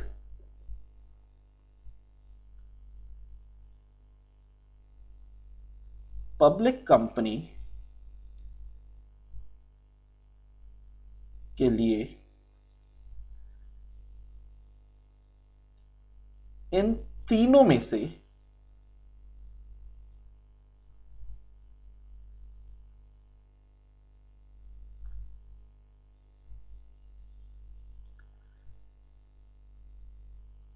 कोई एक भी अट्रैक्ट हो गया, कोई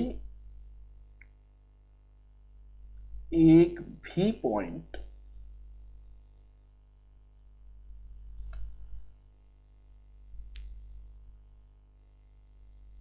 अट्रैक्ट हो गया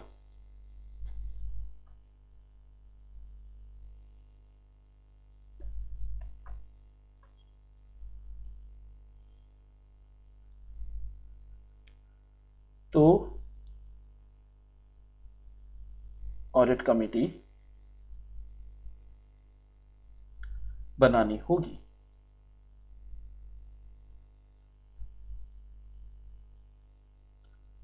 ठीक है, एग्जाम में ये छोटे छोटे पॉइंट्स है ना, ये दिमाग खराब करते हैं। यानी अगर यहां पे क्या होना चाहिए था, और ठीक है, क्लियर है। कोई एक भी पॉइंट पब्लिक कंपनी मतलब प्राइवेट पे कभी भी ऑडिट कमेटी बनाने की जरूरत नहीं है, लिस्टेड को बनानी ही है। पब्लिक को इन तीनों में से कोई भी एक पॉइंट अट्रैक्ट हुआ तो ही ऑडिट कमेटी बनानी है, नहीं तो ऑडिट कमेटी बनाने की जरूरत बिल्कुल भी नहीं है। आया, अगर 177 एप्लीकेबल होता है, अगर 177 एप्लीकेबल होता है, ये 139(11) सेक्शन है, ये क्या बोलता है, अगर आप पे 177 एप्लीकेबल है, मतलब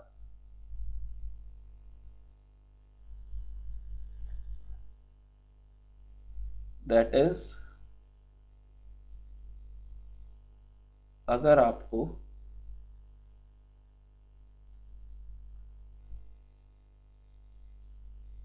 ऑडिट कमेटी बनाना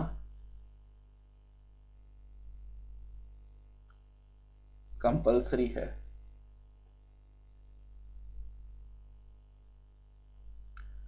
कब है कंपल्सरी? जब ये वाले पॉइंट्स आएंगे कि या तो आप लिस्टेड कंपनी हो, या आपकी paid up share capital 10 crore या उससे ज्यादा है, या आपका टर्नओवर 100 करोड़ या उससे ज्यादा है, या आपकी आउटस्टैंडिंग बोरोइंग 50 करोड़ से ज्यादा है।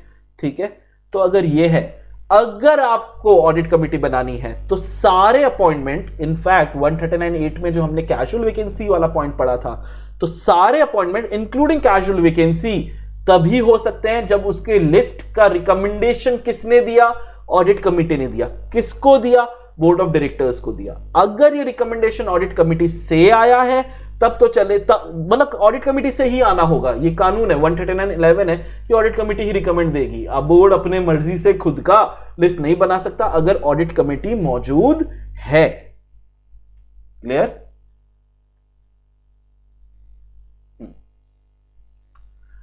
नेक्स्ट हम पढ़ रहे हैं manner and procedure of selection and appointment of auditor. ठीक है, अब ये रूल 6 और रूल 3, रूल 6 हमने पहले ही कर लिया था। ठीक है, अब ये रूल 3 देख रहे हैं कि अगर, अब क्या तरीके से ऑडिटर को लाया जाता है। तो अगर ऑडिट कमेटी है तो ऑडिट कमेटी रिकमेंड करेगी इंडिविजुअल या फर्म का नाम। अगर ऑडिट कमेटी नहीं है तो कौन रिकमेंड करेगा? बोर्ड ऑफ डायरेक्टर्स रिकमेंड करेंगे। ऑडिट कमेटी है ये बात हमको पता है, ऑडिट कमेटी है तो ऑडिट कमेटी रिकमेंड करेगी। ऑडिट कमेटी नहीं है तो बोर्ड रिकमेंड करेगी। अब क्या मुंह उठा के किसी भी चार्टर्ड अकाउंटेंट को रख लेगी? आज बड़ी कंपनियां जो है उनको छोटे चार्टर्ड अकाउंटेंट, जो नए चार्टर्ड अकाउंटेंट्स हैं, शायद उस पर उतना भरोसा नहीं हो। जैसे देखो यार, सीए में भी क्या होता है, आज तुम सीए बनते ही, ठीक है, अगर प्रैक्टिस में जाते हो तो आपको एसीए कहा जाएगा, एसोसिएट चार्टर्ड अकाउंटेंट। 5 साल आपने प्रैक्टिस कर ली, उसके बाद ऑटोमेटिकली इंस्टीट्यूट आपको एफसीए बुलाएगा, फेलो चार्टर्ड अकाउंटेंट, क्योंकि इंस्टीट्यूट को भी भरोसा आता है, हाँ भाई ये 5 साल इसने प्रैक्टिस कर लिए, अब इसने अच्छे से काफी सारा काम समझ लिया है, जितना ज्यादा एक्सपीरियंस आएगा उतना बेटर होगा आपके लिए। तो बड़ी कंपनियां जनरली एक्सपीरियंस चार्टर्ड अकाउंटेंट्स को रखती है। इसी में मेरे को एक कंपनी का नाम याद आ रहा है, अभी एक मैंने वीडियो भी बनाया था हिंडनबर्ग वाला, ठीक है, उसमें एक बहुत बड़ा पॉइंट आया था कि जो कंपनी है जिसमें ये रिपोर्ट आई थी उसके चार्टर्ड अकाउंटेंट्स जो है ना बेटा, वो नए नवेले चार्टर्ड अकाउंटेंट्स है, मतलब उनकी उम्र छोटी थी। ये पॉइंट पता है मीडिया गलत ले गया था। उम्र इररेलेवेंट है सर। अगर कोई बंदा एसीए है तो ठीक है, उसके पास कम एक्सपीरियंस है, लेकिन अगर कोई एफसीए है, ठीक है, तो एक्सपीरियंस उसके पास शानदार है। अब इसीलिए जो कंपनीज है ना, कुछ आधार पर जब ये लिस्ट बनाती है, ऑडिट कमेटी लिस्ट बना रही है या ये बोर्ड ऑफ डायरेक्टर्स लिस्ट बना रहे हैं, कुछ आधार पर ये लिस्ट बनाते हैं। ये आधार क्या हुआ? क्वालिफिकेशन। यार सर सीए तो है ही ना क्वालिफिकेशन, लेकिन कई बार एडिशनल क्वालिफिकेशन की जरूरत पड़ती है। जैसे अगर बैंक है ना बेटा, तो उसके लिए है कि सीसा या डीसा करके कोर्सेज होते हैं। ये सीए बनने के बाद ही आप ये कोर्सेज कर सकते हो।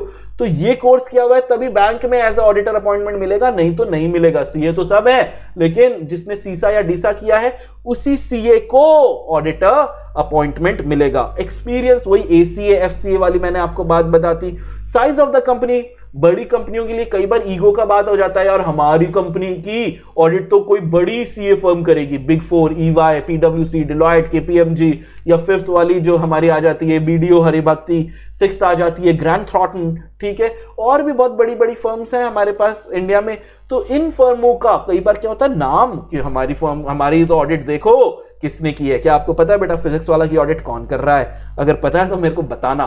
वैसे हम प्राइवेट कंपनी है, तो अभी तक तो हम प्राइवेट कंपनी है। जिस दिन ये वीडियो रिकॉर्ड हो रहा है, बाद में क्या पता कि हम भी पब्लिक कंपनी हो जाए, क्या पता आईपीओ आए, यू नेवर नो। लेकिन इस समय हमारे ऑडिटर कौन है मैं तो नहीं बताऊंगा, लेकिन तुमको अगर पता है तो बताना। तो size of the company matters, कि किस ऑडिटर का सिलेक्शन होगा। रिक्वायरमेंट क्या क्या है ऑडिटर की, कि यार देखो आज एक प्रोप्राइटर की ऑडिट होगी, वहां पे ट्रेडिंग P&L बैलेंस शीट होती है, उसमें ज्यादा माथापच्ची नहीं होती है।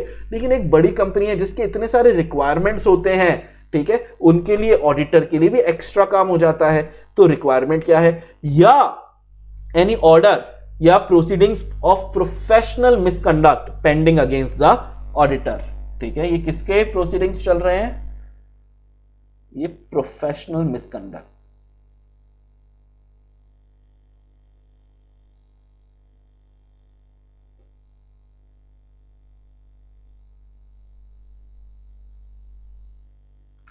कि कोई कार्रवाई चल रही है क्या। दूसरा पॉइंट तो मेरा फेवरेट पॉइंट में है कि जब ये लिस्ट बन रही है, जो भी बना रहा है, ऑडिट कमेटी बना रही है या बोर्ड बना रहे हैं, जो भी ये लिस्ट को बना रहे हैं ना, वो ऑडिटर से पूछ सकते हैं कि तेरा बाप क्या करता है, तेरी माताश्री क्या करती है, तेरा भाई क्या करता है, तेरी बहन क्या करती है, तेरी वाइफ या तेरा हस्बैंड क्या करता है। सर ये तो प्राइवेट सवाल है, ये कैसे पूछ सकता है? बिल्कुल पूछ सकता है, क्योंकि हो सकता है आपका कोई क्लोज रिश्तेदार कंपनी में डायरेक्टर हो, केएमपी हो, याद है डिस्क्वालिफिकेशन अट्रैक्ट हो जाएगी। तो may call for such other information from the proposed auditor as they deem fit, ठीक है। एक्स्ट्रा सवाल जवाब किया जा सकता है बीओडी या ऑडिट कमेटी द्वारा, जो भी ये लिस्ट को बना रहे हैं। फिर थर्ड पॉइंट आया कि ऑडिट कमेटी अगर है तो वो रिकमेंड करेगी किसको? बोर्ड ऑफ डायरेक्टर्स को। और अगर बोर्ड ऑफ डायरेक्टर्स अग्री कर रहे हैं कि हाँ क्या शानदार लिस्ट बनाई है ऑडिट कमेटी, तो अगर बोर्ड ऑफ डायरेक्टर्स अग्री कर रहे हैं ना ऑडिट कमेटी की लिस्ट से, तो उस लिस्ट को वो सीधा सीधा मेंबर्स को रिकमेंड कर देंगे एजीएम पे। लेकिन लाइफ इतनी आसान हमेशा होती नहीं है। कई बार क्या होता है बेटा, लड़ाइयां हो जाती है कि यह क्या थर्ड क्लास लिस्ट बनाई है, एकदम घटिया, आपने फर्मों का या चार्टर्ड अकाउंटेंट्स का नाम डाला है, अरे इसके खिलाफ तो इतने सारे केसेस ऑलरेडी पेंडिंग है, ठीक है। बहुत सारे नाटक हो सकते हैं। अगर यहां पे देखो, आओ, अगर ऑडिट कमेटी अग्री कर रही है तब तो कोई दिक्कत ही नहीं, अग्री को रेड से नहीं डालेंगे। अरे क्या हो रहा है, अरे रुक जा भाई, ठीक है। अगर अग्री कर रही है ग्रीन, ठीक है, तो सीधा ही रिकमेंड कर देंगे आगे। लेकिन बीओडी डिसअग्री कर लिया, ठीक है, डिसअग्री कर लिया, तो क्या कर सकता है? इस लिस्ट को ऑडिट कमेटी के मुंह पे मार सकता है बोर्ड ऑफ डायरेक्टर्स कि ये लेके जाओ और वापस से नई लिस्ट बनाओ। मुंह पे मारना मतलब रेफर बैक करना। अब क्या है यार, ऑडिट कमेटी में भी डायरेक्टर्स होते हैं यार, कोई छोटे मोटे लोग नहीं होते हैं ऑडिट कमेटी के अंदर, ठीक है, इंडिपेंडेंट डायरेक्टर्स वगैरह ये सब भी होते हैं। तो अगर ऑडिट कमेटी ईगो पे ले लेती है कि मेरे मुंह पे मेरी लिस्ट मार दी, ये क्या किया आपने, ठीक है, हमने इतनी शानदार लिस्ट बनाई थी, वो बोलते हैं भाई साहब हम तो लिस्ट नहीं बदल रहे। ऑडिट कमेटी अड़ गई, ईगो पे ले लिया ऑडिट कमेटी ने, और audit committee keeps original recommendation की भाड़ में जाओ बोर्ड ऑफ डायरेक्टर्स, हम तो लिस्ट नहीं बदल रहे, क्या कर लोगे, ठीक है। तब बोर्ड ऑफ डायरेक्टर्स क्या करेंगे, कंटिन्यू नेक्स्ट एपिसोड, नहीं इसी एपिसोड में खत्म करेंगे यार। तो अगर ऑडिट कमेटी ओरिजिनल रिकमेंडेशन पे अटकी रहती है तो बोर्ड ऑफ डायरेक्टर्स को अब क्या काम करना है, एक तो बोर्ड ऑफ डायरेक्टर्स को अपना खुद का रिकमेंडेशन बनाना है, ठीक है, ओन रिकमेंडेशन, ठीक है, ओन रिकमेंडेशन बनाना पड़ेगा और रिकॉर्ड करना पड़ेगा रीजन कि क्यों ये डिसएग्री कर रहे हैं ऑडिट कमेटी की लिस्ट से, दोनों ही चीज, ठीक है, इनको अपने मेंबर्स को देनी है। देखो मेंबर्स, ये ऑडिट कमेटी की लिस्ट है, ये मेरी लिस्ट है, और ये वो कारण है जिसकी वजह से मैं ऑडिट कमेटी से डिसएग्री कर रहा हूं। ये 3 चीज भेजनी पड़ेगी आपको मेंबर्स को। अल्टीमेटली तो पावर किसके पास में है, मेंबर्स के पास में है, अल्टीमेटली तो मेंबर्स को अपॉइंट करना है, तो मेंबर्स यहां पे चेक कर लेंगे। आया आपको समझ में? और फिर ऑडिटर जो भी है, ये बातें तो हमको बचपन से पता है सर, जो भी ऑडिटर है ना वो कहां से लेके कहां तक ऑडिटर रहेगा, 2nd, 3rd, 4th, 5th, conclusion of first AGM, ठीक है, फिर ये 2nd AGM, 3rd AGM, 4th AGM, 5th AGM, ठीक है, से लेके conclusion of 6th AGM, hold office from the conclusion of first AGM till the conclusion of 6th AGM. ये तो 139(1) में हम लोगों ने पढ़ भी लिया था। क्लियर है? इजी सी चीजें हैं। नेक्स्ट अपन पढ़ रहे हैं कि क्या ये जो ऑडिटर है बेटा, ये जो ऑडिटर है ये फ्री में काम करेगा? ऑब्वियसली नहीं सर, ऑडिटर पैसे लेगा। ऑडिटर के पैसों को क्या बोला जाता है? ऑडिटर के पैसों को बोला जाता है ऑडिटर रेम्यूनरेशन। अब हम देखते हैं कई बार कंपनीज क्या होती है ना बेटा, रेम्यूनरेशन में ऑडिटर को फंसाने की कोशिश करते हैं कि यार ऑडिटर को ज्यादा पैसे दे डाल देते हैं, उससे ऑडिटर बोर्ड ऑफ डायरेक्टर्स की बैंड नहीं बजाएगा। तो हमें पहली चीज जो देखनी है कि ऑडिटर के रेम्यूनरेशन में क्या क्या चीजें आती है। ऑडिटर के रेम्यूनरेशन में 3 नंबर के लिए 3 चीजें आती है। एक तो जो फीस मेंबर्स ने डिसाइड की है, ठीक है, वो तो आएगी आएगी। दूसरा, ऑडिटर ने ऑडिट रिलेटेड कोई खर्चा किया है। अब यार मान लो ऑडिटर कंपनी के काम से ऑडिट करने कहीं गया, उसकी ट्रेवल का पैसा वगैरह लगा, तो कंपनी ये पैसा रीइंबर्स करेगी। मान लो ठीक है 10,000 रुपए का लगा, कंपनी ने 1 लाख रुपए रीइंबर्स कर दिए। अरे सर रखो ना आप, ऐसे करके ये पैसा दे दिया। तो ऑडिटर का इंडिपेंडेंस खतरे में है या नहीं है? बिल्कुल खतरे में है। तो रीइंबर्समेंट ऑफ एनी एक्सपेंस या कोई भी फैसिलिटी दी है ऑडिटर को। कैसी फैसिलिटी? अरे सर आप कहां धूप में ऐसे आ रहे हो, चलो ये मर्सिडीज आपकी हुई, जब तक आप ऑडिटर हो एंजॉय द मर्सिडीज, ठीक है। ध्यान रखो, मर्सिडीज वगैरह देके ऑडिटर के इंडिपेंडेंस को थ्रेट हो सकता है बेटा, इंडिपेंडेंस को थ्रेट हो सकता है ना भाई। मेरे तो इंडिपेंडेंस को थ्रेट हो जाता। मेरे को अगर कोई कंपनी ठीक है मर्सिडीज वगैरह दे रही है, शानदार बंगले वंगले दे रही है, चार्टर्ड फ्लाइट में इधर से उधर घुमा रही है, बड़े बड़े होटल के प्रेसिडेंशियल स्वीट में मेरा रूम बुक हो रहा है, शायद मेरी इंडिपेंडेंस तो खतरे में आ जाती। तुम्हारी इंडिपेंडेंस खतरे में आती क्या? मेरे को बताना, आती क्या इंडिपेंडेंस खतरे में? तो एनीवे जो भी है अपन देखते हैं।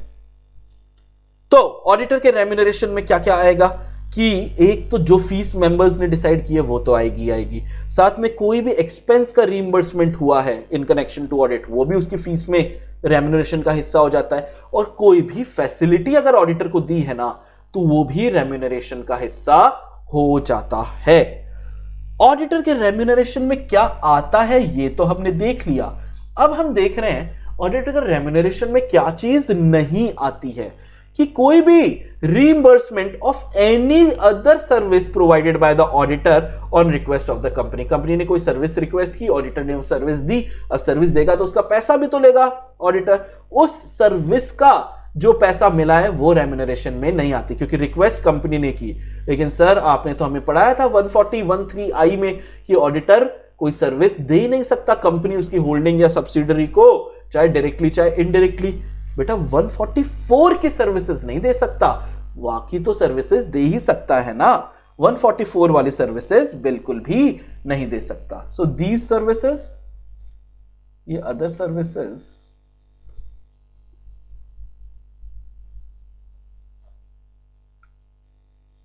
these are not section 144। इस सेक्शन 144 की सर्विसेज नहीं है, क्योंकि 144 की तो अलाउड ही नहीं है। उसके अलावा भी बहुत सारी सर्विसेज है, 144 में तो 9 सर्विसेज ही तो लिखी थी ना बेटा। उसके अलावा जो सर्विसेज हैं वो बिल्कुल ऑडिटर अगर कंपनी रिक्वेस्ट करे तो ही, वो चला के नहीं ये सर्विस भी मैं दूंगा ये भी मैं दूंगा, वो नहीं होगा। इन कंपनी ने अगर ऑडिटर से मांगी है ये सर्विसेज तो बिल्कुल ऑडिटर उनको दे सकता है, बस शर्त क्या है, ये 144 वाली सर्विस नहीं होनी चाहिए। क्लियर, पक्का। रेम्यूनरेशन ऑडिटर का फिक्स कौन करेगा, तुमको समझने के लिए ऐसे समझ लेना, जो भी ऑडिटर को अपॉइंट करता है वही रेम्यूनरेशन फिक्स करता है। First auditor of a non government company कौन अपॉइंट करता है, बीओडी अपॉइंट करता है, तो बीओडी रेम्यूनरेशन फिक्स करेगा। सब्सिक्वेंट ऑडिटर कौन अपॉइंट करता है, मेंबर्स अपॉइंट करते हैं जनरल मीटिंग में, तो जनरल मीटिंग में मेंबर या तो रेम्यूनरेशन बता ही देंगे या मैनर बता देंगे कि रेम्यूनरेशन कैसे कैलकुलेट करना है, कि यार पिछली बार वाले से 10% ज्यादा दे दो, 20% ज्यादा दे दो, 5% कम दे दो, जो भी तरीका है, जो भी मैनर है वो बता दो। या तो मैनर तरीका बता दो रेम्यूनरेशन कैलकुलेट करने का, तरीका नहीं बता रहे तो रेम्यूनरेशन बता दो। क्लियर है, पक्की बात है। ये तो इजी सा पॉइंट था। मेरे हिसाब से ये आखिरी टॉपिक्स में से आ रहा है। यस यही पे करेंगे, ठीक है। रिमूवल ऑफ ऑडिटर, कई बार क्या होता है ऑडिटर तंग करने लग जाते हैं कंपनी को, तंग या अच्छे से काम नहीं करते हैं, ऑडिट ही नहीं कर रहे, वही हिमालय पे बैठे हैं, एक दिन आके ऑडिट रिपोर्ट नेट से कोई भी सैंपल ऑडिट रिपोर्ट डाउनलोड की, साइन मार दिया, पिछले साल की ऑडिट रिपोर्ट ली, साइन मार दिया कि छोड़ो यार क्या मोह माया में लगना है। गलत बात है यार, ऐसे ऑडिट नहीं कर सकते आप, ठीक है। अगर कंपनी को ऑडिटर को हटाना है, अब देखना बेटा ऑडिटर को हटाने के 2 तरीके होते हैं। रिमूवल ऑफ ऑडिटर, वो भी कब, उसका टर्म खत्म होने से पहले, before expiry of term, term खत्म होने से पहले अगर ऑडिटर को हटाना है ना, कि यार हम इसको 5 साल बर्दाश्त ही नहीं कर सकते, इसको अभी का अभी हटाओ, ठीक है। तो कंपनी को अगर हटाना है, जो भी हटा रहा है, या तो कंपनी हटा सकती है या ट्रिब्यूनल। जब मैं ट्रिब्यूनल की बात करता हूं तो मैं ट्रिब्यूनल कौन हुआ, ट्रिब्यूनल हुआ national company law tribunal, NCLT auditor को हटा सकती है, नेशनल कंपनी लॉ ट्रिब्यूनल। या तो कंपनी खुद हटा सकती है, उसको हटाना है, कंपनी को खुद को हटाना है, तो तरीका दिया गया है बेटा सेक्शन 140 सबसेक्शन 1। ये ICAI के फेवरेट क्वेश्चंस में से हैं आपके, ठीक है। ये एग्जाम में आने की संभावना बहुत अच्छा है। 140 सबसेक्शन 1 में भी बहुत सवाल पूछे जाते हैं, 140 सबसेक्शन 5 में भी सवाल पूछे जाते हैं। ज्यादा देखो 140 सबसेक्शन 1 इजी भी है और ज्यादा उम्मीद है इसमें से सवाल आने की, क्योंकि देखो 3 पॉइंट दिख रहे हैं तुमको, स्टेप 1 2 3, इन 3 पॉइंट के 3 नंबर मिल जाते हैं। ICAI को बहुत मजा आता है, अरे 3 मार्क्स 3 पॉइंट, चलो बच्चे से पूछ लेते हैं, 4 मार्क्स 4 पॉइंट, चलो बच्चे से पूछ लेते हैं। तो अगर कंपनी को खुद को हटाना है तो कंपनी का दिमाग कौन हुआ, बोर्ड ऑफ डायरेक्टर्स। तो सबसे पहले बोर्ड ऑफ डायरेक्टर्स क्या करेंगे बेटा, सबसे पहले बोर्ड ऑफ डायरेक्टर्स करेंगे एक बोर्ड मीटिंग, ठीक है। बोर्ड मीटिंग में वो क्या पास करेंगे, बोर्ड रेजोल्यूशन। जिस दिन भी ये रेजोल्यूशन पास हुआ उसके 30 डेज के, क्योंकि बोर्ड है तो उनको तो 30 डेज मिलते ही हैं, 30 डेज के अंदर अंदर वो फॉर्म कौन सा भरेंगे, ADT 2, ये फॉर्म वो भरेंगे, ये ही भरना है। ये कौन बोल रहा है, रूल 7 बोल रहा है कि जिस दिन बोर्ड रेजोल्यूशन पास हुआ उसके 30 डेज के अंदर अंदर आप क्या भर दो भाई साहब, आप ADT 2 भर दो, और ये रूल 7 बोलता है, ठीक है। इसमें आप क्या करते हो, इसमें आप है ना सेंट्रल गवर्नमेंट से अप्रूवल लेते हो कि सेंट्रल गवर्नमेंट हम ऑडिटर को हटाना चाहते हैं। अब हटाने की पावर ना तो मेरे पास है ना सेंट्रल गवर्नमेंट आपके पास है, तो आप तो एक काम करो, आप हमको परमिशन दे दो कि हम एक जनरल मीटिंग बुला ले और जिसमें एक स्पेशल रेजोल्यूशन पास करवा दे। देखो ऑडिटर को रखना is ordinary course of work, ठीक है, ऑडिटर को रखना इज ऑर्डिनरी, तो उनके लिए ऑर्डिनरी रेजोल्यूशन होगा, लेकिन ऑडिटर को हटाना बेटा इज अ स्पेशल थिंग, तो उसके लिए क्या होगा, स्पेशल रेजोल्यूशन लगाना पड़ेगा। तो अप्लाई हम करते हैं, एडीटी 2 भर के हम सेंट्रल गवर्नमेंट से परमिशन लेते हैं कि हम एक जनरल मीटिंग बुलाएं जिसमें हम एक स्पेशल रेजोल्यूशन पास करवा सकें। अब जिस दिन भी सेंट्रल गवर्नमेंट ने ये परमिशन दे दी ना आपको कि यहां बुला ले, मेरे को क्या ही फर्क पड़ता है, ठीक है, तो उसके 60 डेज के अंदर अंदर, कितने दिनों के अंदर बेटा, उसके 60 डेज के अंदर अंदर आपको क्या करना पड़ेगा, आपको जनरल मीटिंग बुलानी भी पड़ेगी और उसमें स्पेशल रेजोल्यूशन पास भी करवाना पड़ेगा। ये तीनों काम हो जाएंगे तब कहीं जाके ऑडिटर हटेगा। और जब भी हटेगा ना ऑडिटर बेटा, बहुत ही इंपॉर्टेंट है कि ऑडिटर को एक reasonable opportunity of being heard देना पड़ेगा, कि ऑडिटर भी अपना पक्ष जो है उसके पास क्या पॉइंट्स हैं वो बिल्कुल ऑडिटर बोल सकता है। Reasonable opportunity of being heard auditor को मिलेगी। तो सबसे पहले 3 नंबर के लिए पहला नंबर, बोर्ड मीटिंग में board resolution, with in 30 days of the board resolution form ADT 2 भरना पड़ेगा। रूल 7 बोलता है, रूल 7 याद नहीं भी रहे तो चलेगा, एडीटी 2 भरना पड़ेगा।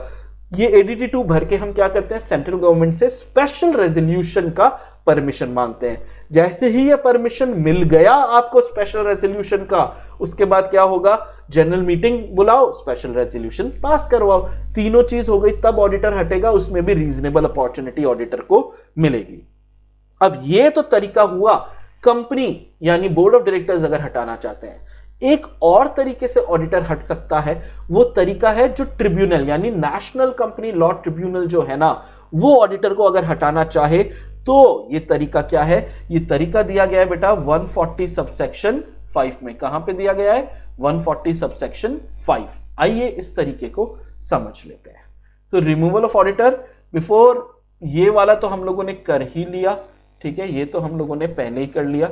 अब हम बात कर रहे हैं इसकी, अब हम मेजर बात किसकी कर रहे हैं, इसकी। तो एक काम करते हैं, इसको थोड़ा सा इधर कर देते हैं। आई डोंट नो तुम लोग को दिख कैसा रहा है, सही दिख रहा है।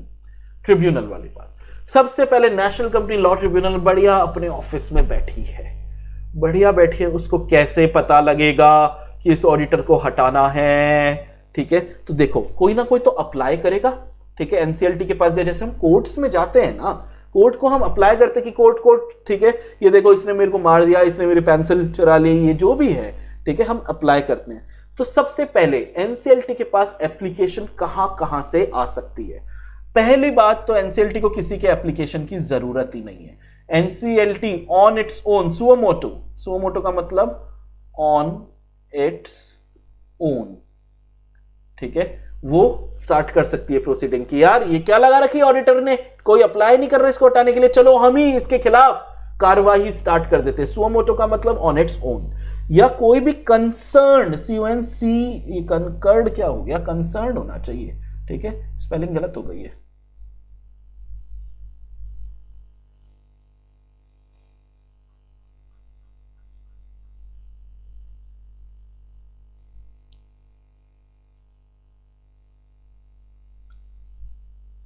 कोई भी कंसर्न्ड पर्सन या सेंट्रल गवर्नमेंट का एप्लीकेशन अगर हो जाए, ठीक है, ये कंसर्न समझ मेरे को ही नहीं आ रहा, तुमको तो क्या ही आएगा, हटाओ इसको हटाएं।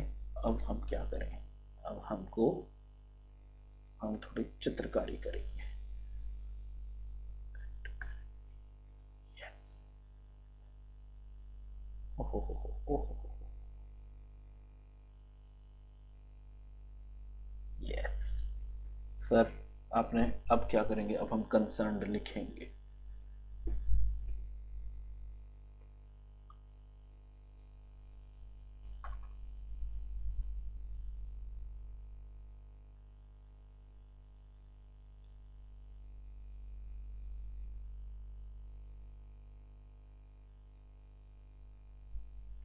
ठीक है, कोई भी कंसर्न्ड पर्सन जो है ना, एप्लीकेशन बाय कंसर्न पर्सन कि यार ये एनसीएलटी देखो ये ऑडिटर है ना, ये बकवास है और कंपनी भी इसको नहीं हटा रही है या जो भी है, तो ये कंसर्न पर्सन भी अप्लाई कर सकता है एनसीएलटी के पास। या एप्लीकेशन सेंट्रल गवर्नमेंट दे देती है, किसी खुद ने अप्लाई कर लिया एनसीएलटी ने ऑन इट्स ओन, या किसी कंसर्न पर्सन ने अप्लाई कर दिया एनसीएलटी को, ठीक है, या सेंट्रल गवर्नमेंट ने अप्लाई कर दिया, किसी ने भी अप्लाई कर दिया, सेंट्रल गवर्नमेंट वाले के लिए थोड़े से एडिशनल पॉइंट है, लेकिन इन तीनों में से किसी ने भी अप्लाई कर दिया तो एनसीएलटी क्या करेगी, ऑडिटर के खिलाफ कार्रवाई स्टार्ट कर देगी, प्रोसीडिंग्स स्टार्ट कर देगी। और अगर एनसीएलटी सेटिस्फाई हो जाती है, जो कार्रवाई की उस कार्रवाई से एनसीएलटी सेटिस्फाई हो गई, क्या सेटिस्फाई हुई कि यार ये जो हमारा ऑडिटर है ना, ये जो हमारा ऑडिटर है, चाहे इसने डायरेक्टली चाहे इनडायरेक्टली इसने फ्रॉडुलेंटली एक्ट किया है, ही हैज एक्टेड फ्रॉडुलेंटली या अबेटेड और कल्यूडेड एनी फ्रॉड, इसने ही फ्रॉड अबेट किया है, स्टार्ट किया है, या कोई फ्रॉड चल रहा था उसमें ये भी मिल गया, कल्यूड कर लिया, ठीक है। तो ये फ्रॉड वाली बात है। एनसीएलटी फ्रॉड, मैंने बोला फ्रॉड को यार बहुत इंपॉर्टेंस दी जाती है। तो अगर एनसीएलटी सेटिस्फाई हो गई कि हमारे जो ऑडिटर साहब हैं, चाहे उसने डायरेक्टली या इनडायरेक्टली एक्टेड फ्रॉडुलेंटली या अबेटेड और एनी और कल्यूडेड एनी फ्रॉड अगेंस्ट किसके खिलाफ, कंपनी या उसके ऑफिसर या डायरेक्टर्स के खिलाफ किया है, तो एनसीएलटी ऑर्डर दे देगी टू चेंज द ऑडिटर। कौन ऑर्डर दे रहा है, एनसीएलटी ऑर्डर्स करेगी, एनसीएलटी लिख देते हैं, NCLT order to change the auditor. अब अगर ऑडिटर एक फर्म है, ठीक है, अब अगर ऑडिटर क्या है बेटा, एक फर्म है, इसको डब्बे में डालते हैं, ये अलग चीज है, ट्रांसपेरेंट डब्बा है,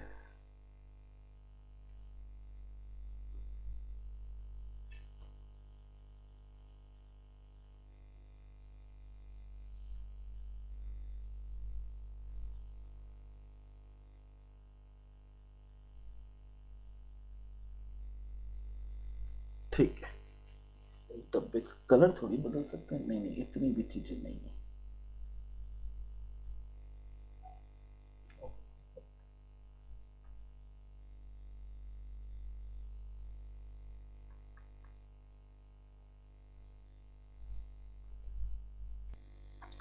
हाँ, ये अंडू करे, यस, ठीक है। तो डायरेक्टली या इनडायरेक्टली अगर सेटिस्फाई हो जाती है कि एक्टेड फ्रॉडुलेंटली, अबेटेड और कल्यूडेड एनी फ्रॉड, किसके खिलाफ, against the officer, director, company, तो ऑर्डर एनसीएलटी दे देगी, ऑर्डर एनसीएलटी दे देगी टू चेंज द ऑडिटर, ये order NCLT to change the auditor. In case of firm के केस में क्या होगा, डब्बा वापस से डाल देते हैं, नहीं सर आप डब्बा ये मत डालो, फिर से गड़बड़ कर दोगे, अब देखते हैं।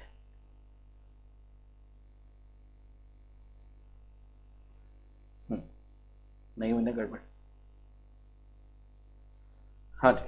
तो क्या है, इन केस ऑफ फर्म, अगर ऑडिटर कौन है, फर्म है ना अगर हमारी ऑडिटर, तो लायबिलिटी, अगर फ्रॉड हुआ है तो यार कोई बड़ी चीज हुई है, हल्की फुल्की चीज है नहीं फ्रॉड, तो लायबिलिटी किसकी होगी, फर्म। मॉनेटरी लायबिलिटी तो फर्म की भी होगी, जॉइंटली सेवरली लायबल है, लेकिन जेल कौन जाएगा, every partner who has acted fraudulently और अबेटेड और कल्यूडेड एनी फ्रॉड, ठीक है, और अबेटेड और कल्यूडेड एनी फ्रॉड, और अबेटेड और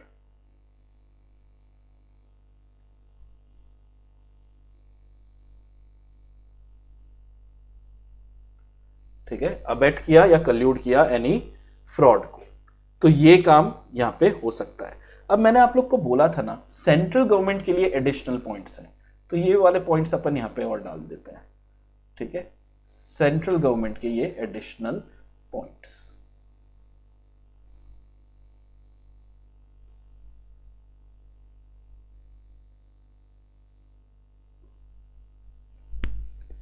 लिख देते हैं additional points for central government.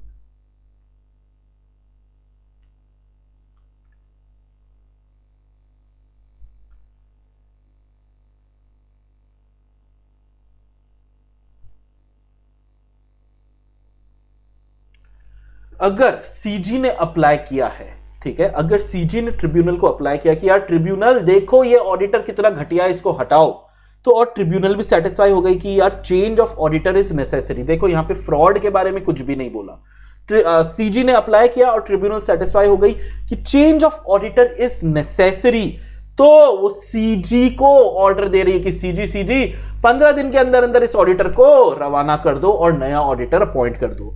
Order to remove within 15 days and CG to appoint another auditor, ठीक है, 15 दिन के अंदर ये एडिशनल पॉइंट्स किसके लिए है बेटा? सिर्फ सेंट्रल गवर्नमेंट के लिए ये एडिशनल पॉइंट्स हैं।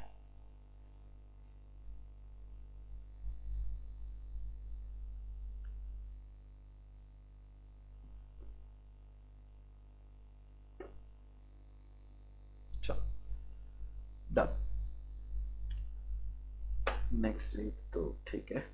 सच ऑडिटर जिसको फ्रॉड रॉड में पनिशमेंट मिली है, सच ऑडिटर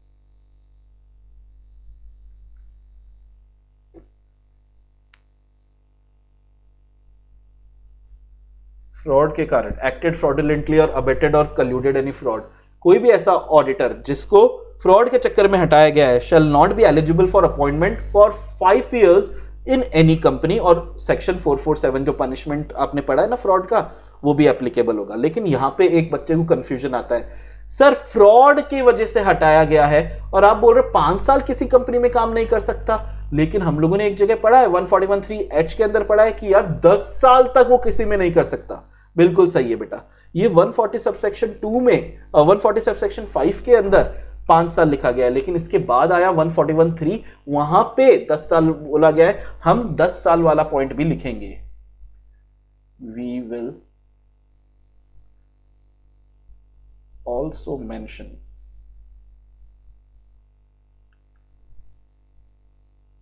10 years वाला पॉइंट ऑफ सेक्शन 141(3)H। ठीक है, आप एग्जाम में 141(3)H वाला पॉइंट भी लिख के आओगे। क्लियर? नेक्स्ट हमारा है अपॉइंटमेंट ऑफ ऑडिटर, लेकिन किसको? जिसको अभी हटाया गया उसको नहीं, उसकी जगह किसी और को, other than the retiring auditor who was, जिसको अभी अभी हटाया गया था, रिमूव किया गया था। अब नया ऑडिटर चाहिए, इसको तो हमने हटा ही दिया, अब इसकी जगह हमें क्या चाहिए? एक नया ऑडिटर चाहिए। तो स्पेशल नोटिस दिया जाएगा मेंबर्स को, क्योंकि अपॉइंटमेंट कौन करेगा बेटा? मेंबर्स करेंगे। मेंबर को बुलाने के लिए उनको नोटिस तो देना पड़ेगा। अब ये नोटिस भी रेगुलर नोटिस नहीं होगा, ये स्पेशल नोटिस होगा। स्पेशल नोटिस, नोटिस है, रेजोल्यूशन नहीं है। एट एजीएम फॉर रेजोल्यूशन की आओ भाई साहब नए ऑडिटर को अपॉइंट करो। आफ्टर नोटिस देखो बेटा, ये मैं आपको अभी पढ़ाऊंगा पावर्स के अंदर भी, जो पुराना ऑडिटर है ना जिसको हटाने की कोशिश की जा रही है, उसके भी ये नोटिस मिलेगा, उसको भी ये नोटिस मिलेगा कि अच्छा मेरे को हटाने की साजिश रची जा रही है। तो after notice the company to send a copy thereof to the retiring auditor, जिसको हटाने की कोशिश की जा रही है उसको भी कॉपी मिलेगी कि अच्छा अच्छा अच्छा अच्छा नए ऑडिटर को रखने के लिए मेंबर्स को नोटिस दिया जा रहा है। Okay, to appoint a new person as a auditor, या तो नोटिस में ये लिखा हुआ होगा, या expressly providing that retiring auditor shall not be appointed. Notice में कुछ भी लिख सकते हैं, या तो नए जने के लिए मेंबर बीओडी बोल सकते हैं कि मेंबर्स आइए नए जने को अपॉइंट कीजिए, या ये बोल सकते हैं सर पुराने वाले को हटाओ। ठीक है, ये नोटिस डालो। और ये स्पेशल नोटिस की जरूरत कब नहीं पड़ेगी? जब ये पुराना वाला ऑडिटर हटाया किस वजह से जा रहा है? 139(2) रोटेशन की वजह से हटाया जा रहा है ना। When the tenure has ended as per section 139(2) which is what? Rotation.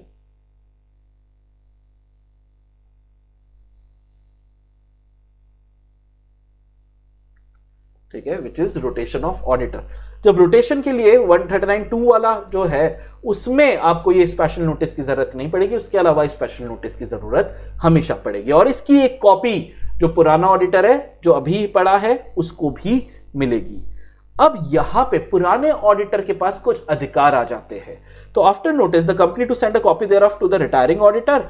अब जैसे ही ये अधिकार क्या है पुराने ऑडिटर के पास, ये थर्ड पॉइंट में लिखा हुआ है, notice is given of such resolution. तो पुराना ऑडिटर क्या कर सकता है? एक written representation is made by the auditor to the company not exceeding reasonable length. वो एक रीजनेबल लेंथ का, क्योंकि उसको reasonable opportunity of being heard दी गई है ना, तो रीजनेबल लेंथ का वो एक रिप्लाई दे सकता है, रिटर्न रिप्रेजेंटेशन, WR बोलते हैं इस रिटर्न रिप्रेजेंटेशन को, क्या बोलेंगे अपन, WR, ठीक है, रिटर्न रिप्रेजेंटेशन दे सकता है रीजनेबल लेंथ का, जो अभी वाला प्रेजेंट वाला ऑडिटर है, और वो रिक्वेस्ट कर सकता है कंपनी से to inform the members of such WR, की कंपनी मेंबर्स से ये सब मेंबर्स को ये WR दे दो।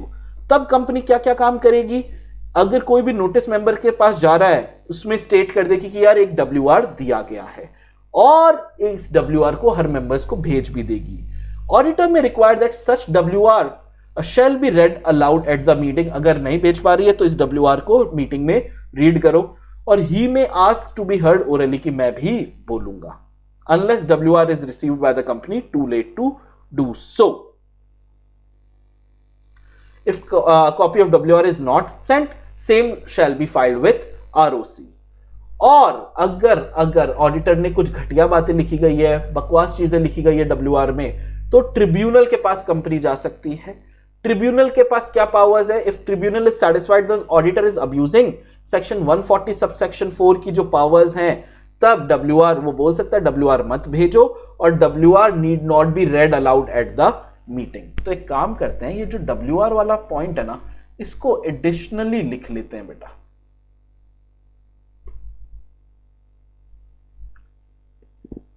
ठीक है, इसको मैं हेडिंग ही डाल देता हूं।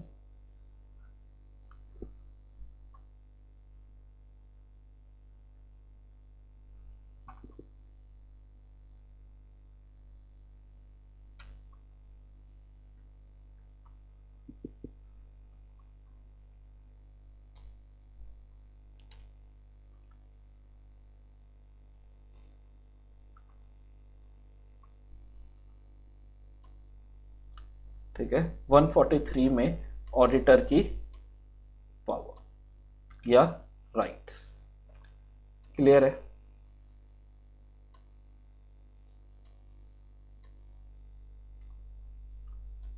ठीक है, सॉरी 140 सबसेक्शन 4,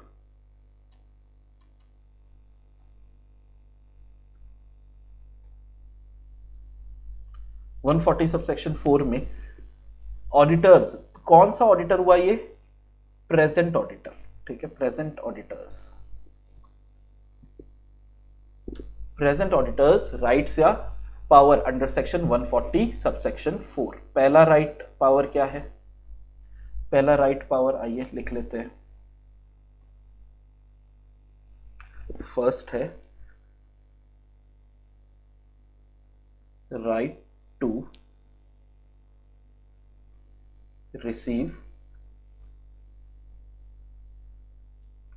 स्पेशल नोटिस, ठीक है, ये स्पेशल नोटिस इसको भी मिलेगा, जो किसको भेजा जा रहा है, कंपनी के मेंबर्स को, ठीक है, लिख देते हैं जो कंपनी के मेंबर्स को भेजा जा रहा है।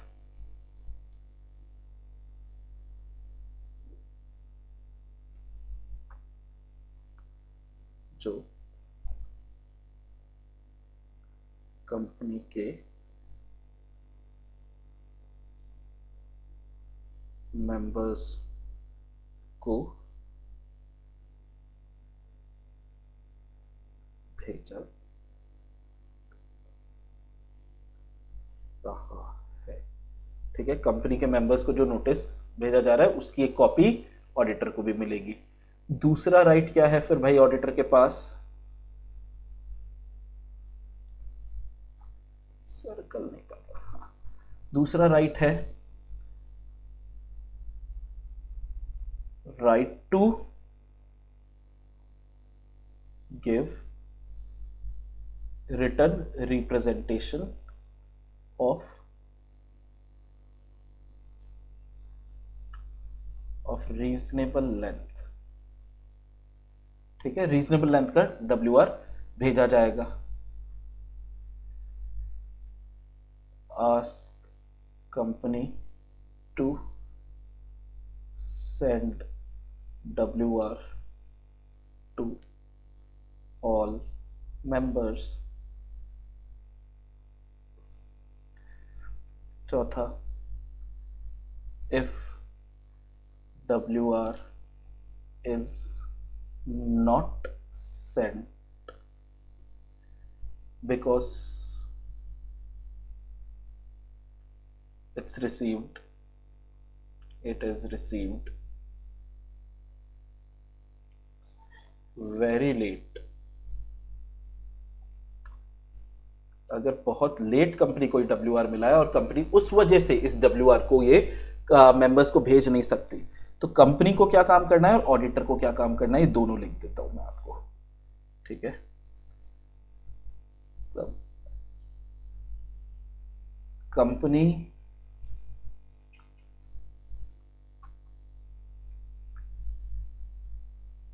To send a copy to ROC, auditor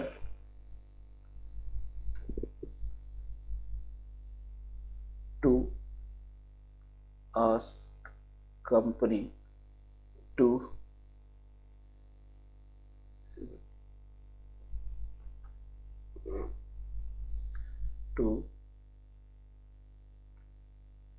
read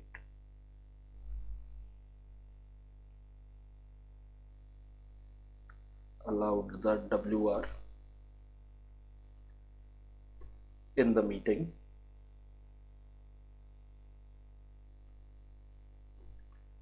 एक तो ये पॉइंट हो गया, और इसके लिए दूसरा पॉइंट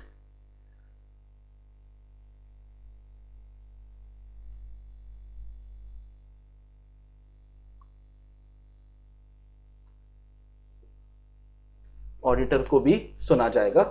तो ये राइट्स पावर्स 140 सबसेक्शन 4 में ऑडिटर को मिल गए हैं। क्लियर है? इस पे अलग से सवाल आता है, इसीलिए इसको अलग से बता दिया।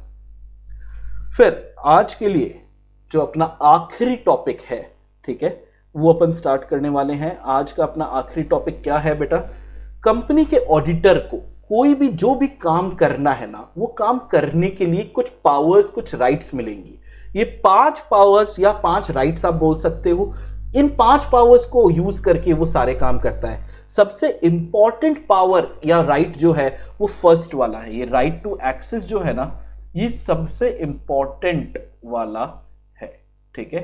ये बहुत इंपॉर्टेंट है। अब ड्राइंग करने का मन कर गया, कर देते हैं। हाँ, ये राइट टू एक्सेस, ये ही एक अकेला पावर है जो सारे काम कर देता है। कंपनी के ऑडिटर के पास अधिकार है, एक्सेस है। किस चीज का एक्सेस है? Books, vouchers etcetera. कंपनी के बुक्स, कंपनी के वाउचर्स या और भी डॉक्यूमेंट्स हैं, ये अधिकार सेक्शन 143(1) ने दिया। प्लस बुक्स को देखने के अलावा ये कंपनी के किसी भी ऑफिसर से ये क्या कर सकता है? इंफॉर्मेशन एंड एक्सप्लेनेशन ले सकता है ऑफिसर से। ऑफिसर कौन कौन हो सकते हैं? जो on whose instruction BOD are accustomed to act. ये राइट टू एक्सेस एक रिस्ट्रिक्टेड राइट नहीं है। ऑडिटर खुद डिटरमाइन करेगा विच डॉक्यूमेंट्स आर नेसेसरी, मतलब ऑडिटर जो चाहे उन डॉक्यूमेंट्स को चेक कर सकता है। प्लस ये कंपनी, मेन जिस कंपनी है उसकी अगर कोई ब्रांचेस है ना, 143(8) ने बोला है कि उन ब्रांचेस की भी बुक्स वगैरह आप जाकर चेक कर सकते हो, कोई तकलीफ नहीं है। ऑडिटर विल डिटरमाइन व्हाट और विच डॉक्यूमेंट्स आर नेसेसरी। सेक्शन 143(8) ने बोला ब्रांचेस की बुक्स भी ऑडिटर चेक कर सकता है। फिर दूसरा राइट है, ये पहले राइट में ऑलरेडी हो गया, right to obtain information explanation from officer of the company, पहले ही पढ़ लिया। तीसरा राइट भी हमने अभी मैंने आपको पढ़ाया था, ये सेक्शन 146 है कि जो भी नोटिस मेंबर्स के पास जाएंगे उसकी एक कॉपी ऑडिटर के पास भी आएगी। तो right to receive notices and to attend general meeting, section 146। Right to be heard at the general meeting, जो भी ऑडिटर रिलेटेड मैटर्स हैं। चौथा right more of a duty है, तो right to report to the members of the company on books examined by him. ये right भी है कि आप मेंबर्स को ऑडिट रिपोर्ट दे सकते हो, और ड्यूटी भी है, भाई पैसे लिए इस बात के, तो ये तो आपको काम करना ही पड़ेगा। एंड पांचवा जो राइट एग्जिस्ट नहीं करता, ये है right to lien on books for non payment of fee. अगर ऑडिटर को फीस नहीं मिलती है तो पहले के जमाने में ऑडिटर क्या कर सकता था? बुक्स को अपने कब्जे में लिख सकता था, लीन रख सकता था बुक्स पे। दो, ये थ्रू नहीं है, ये 2 होगा, 2 सेक्शन छुपा दो। ठीक है, THOUGH। Though section 128 makes it impracticable to do so accounts, क्योंकि accounts must be kept at registered office.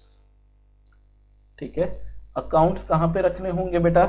Registered office में ही अकाउंट्स रखने पड़ेंगे। ये कंपलसरी है, ऑप्शन ही नहीं है कि आप रजिस्टर्ड ऑफिस से बाहर बुक्स को ले जाओ 128 की वजह से।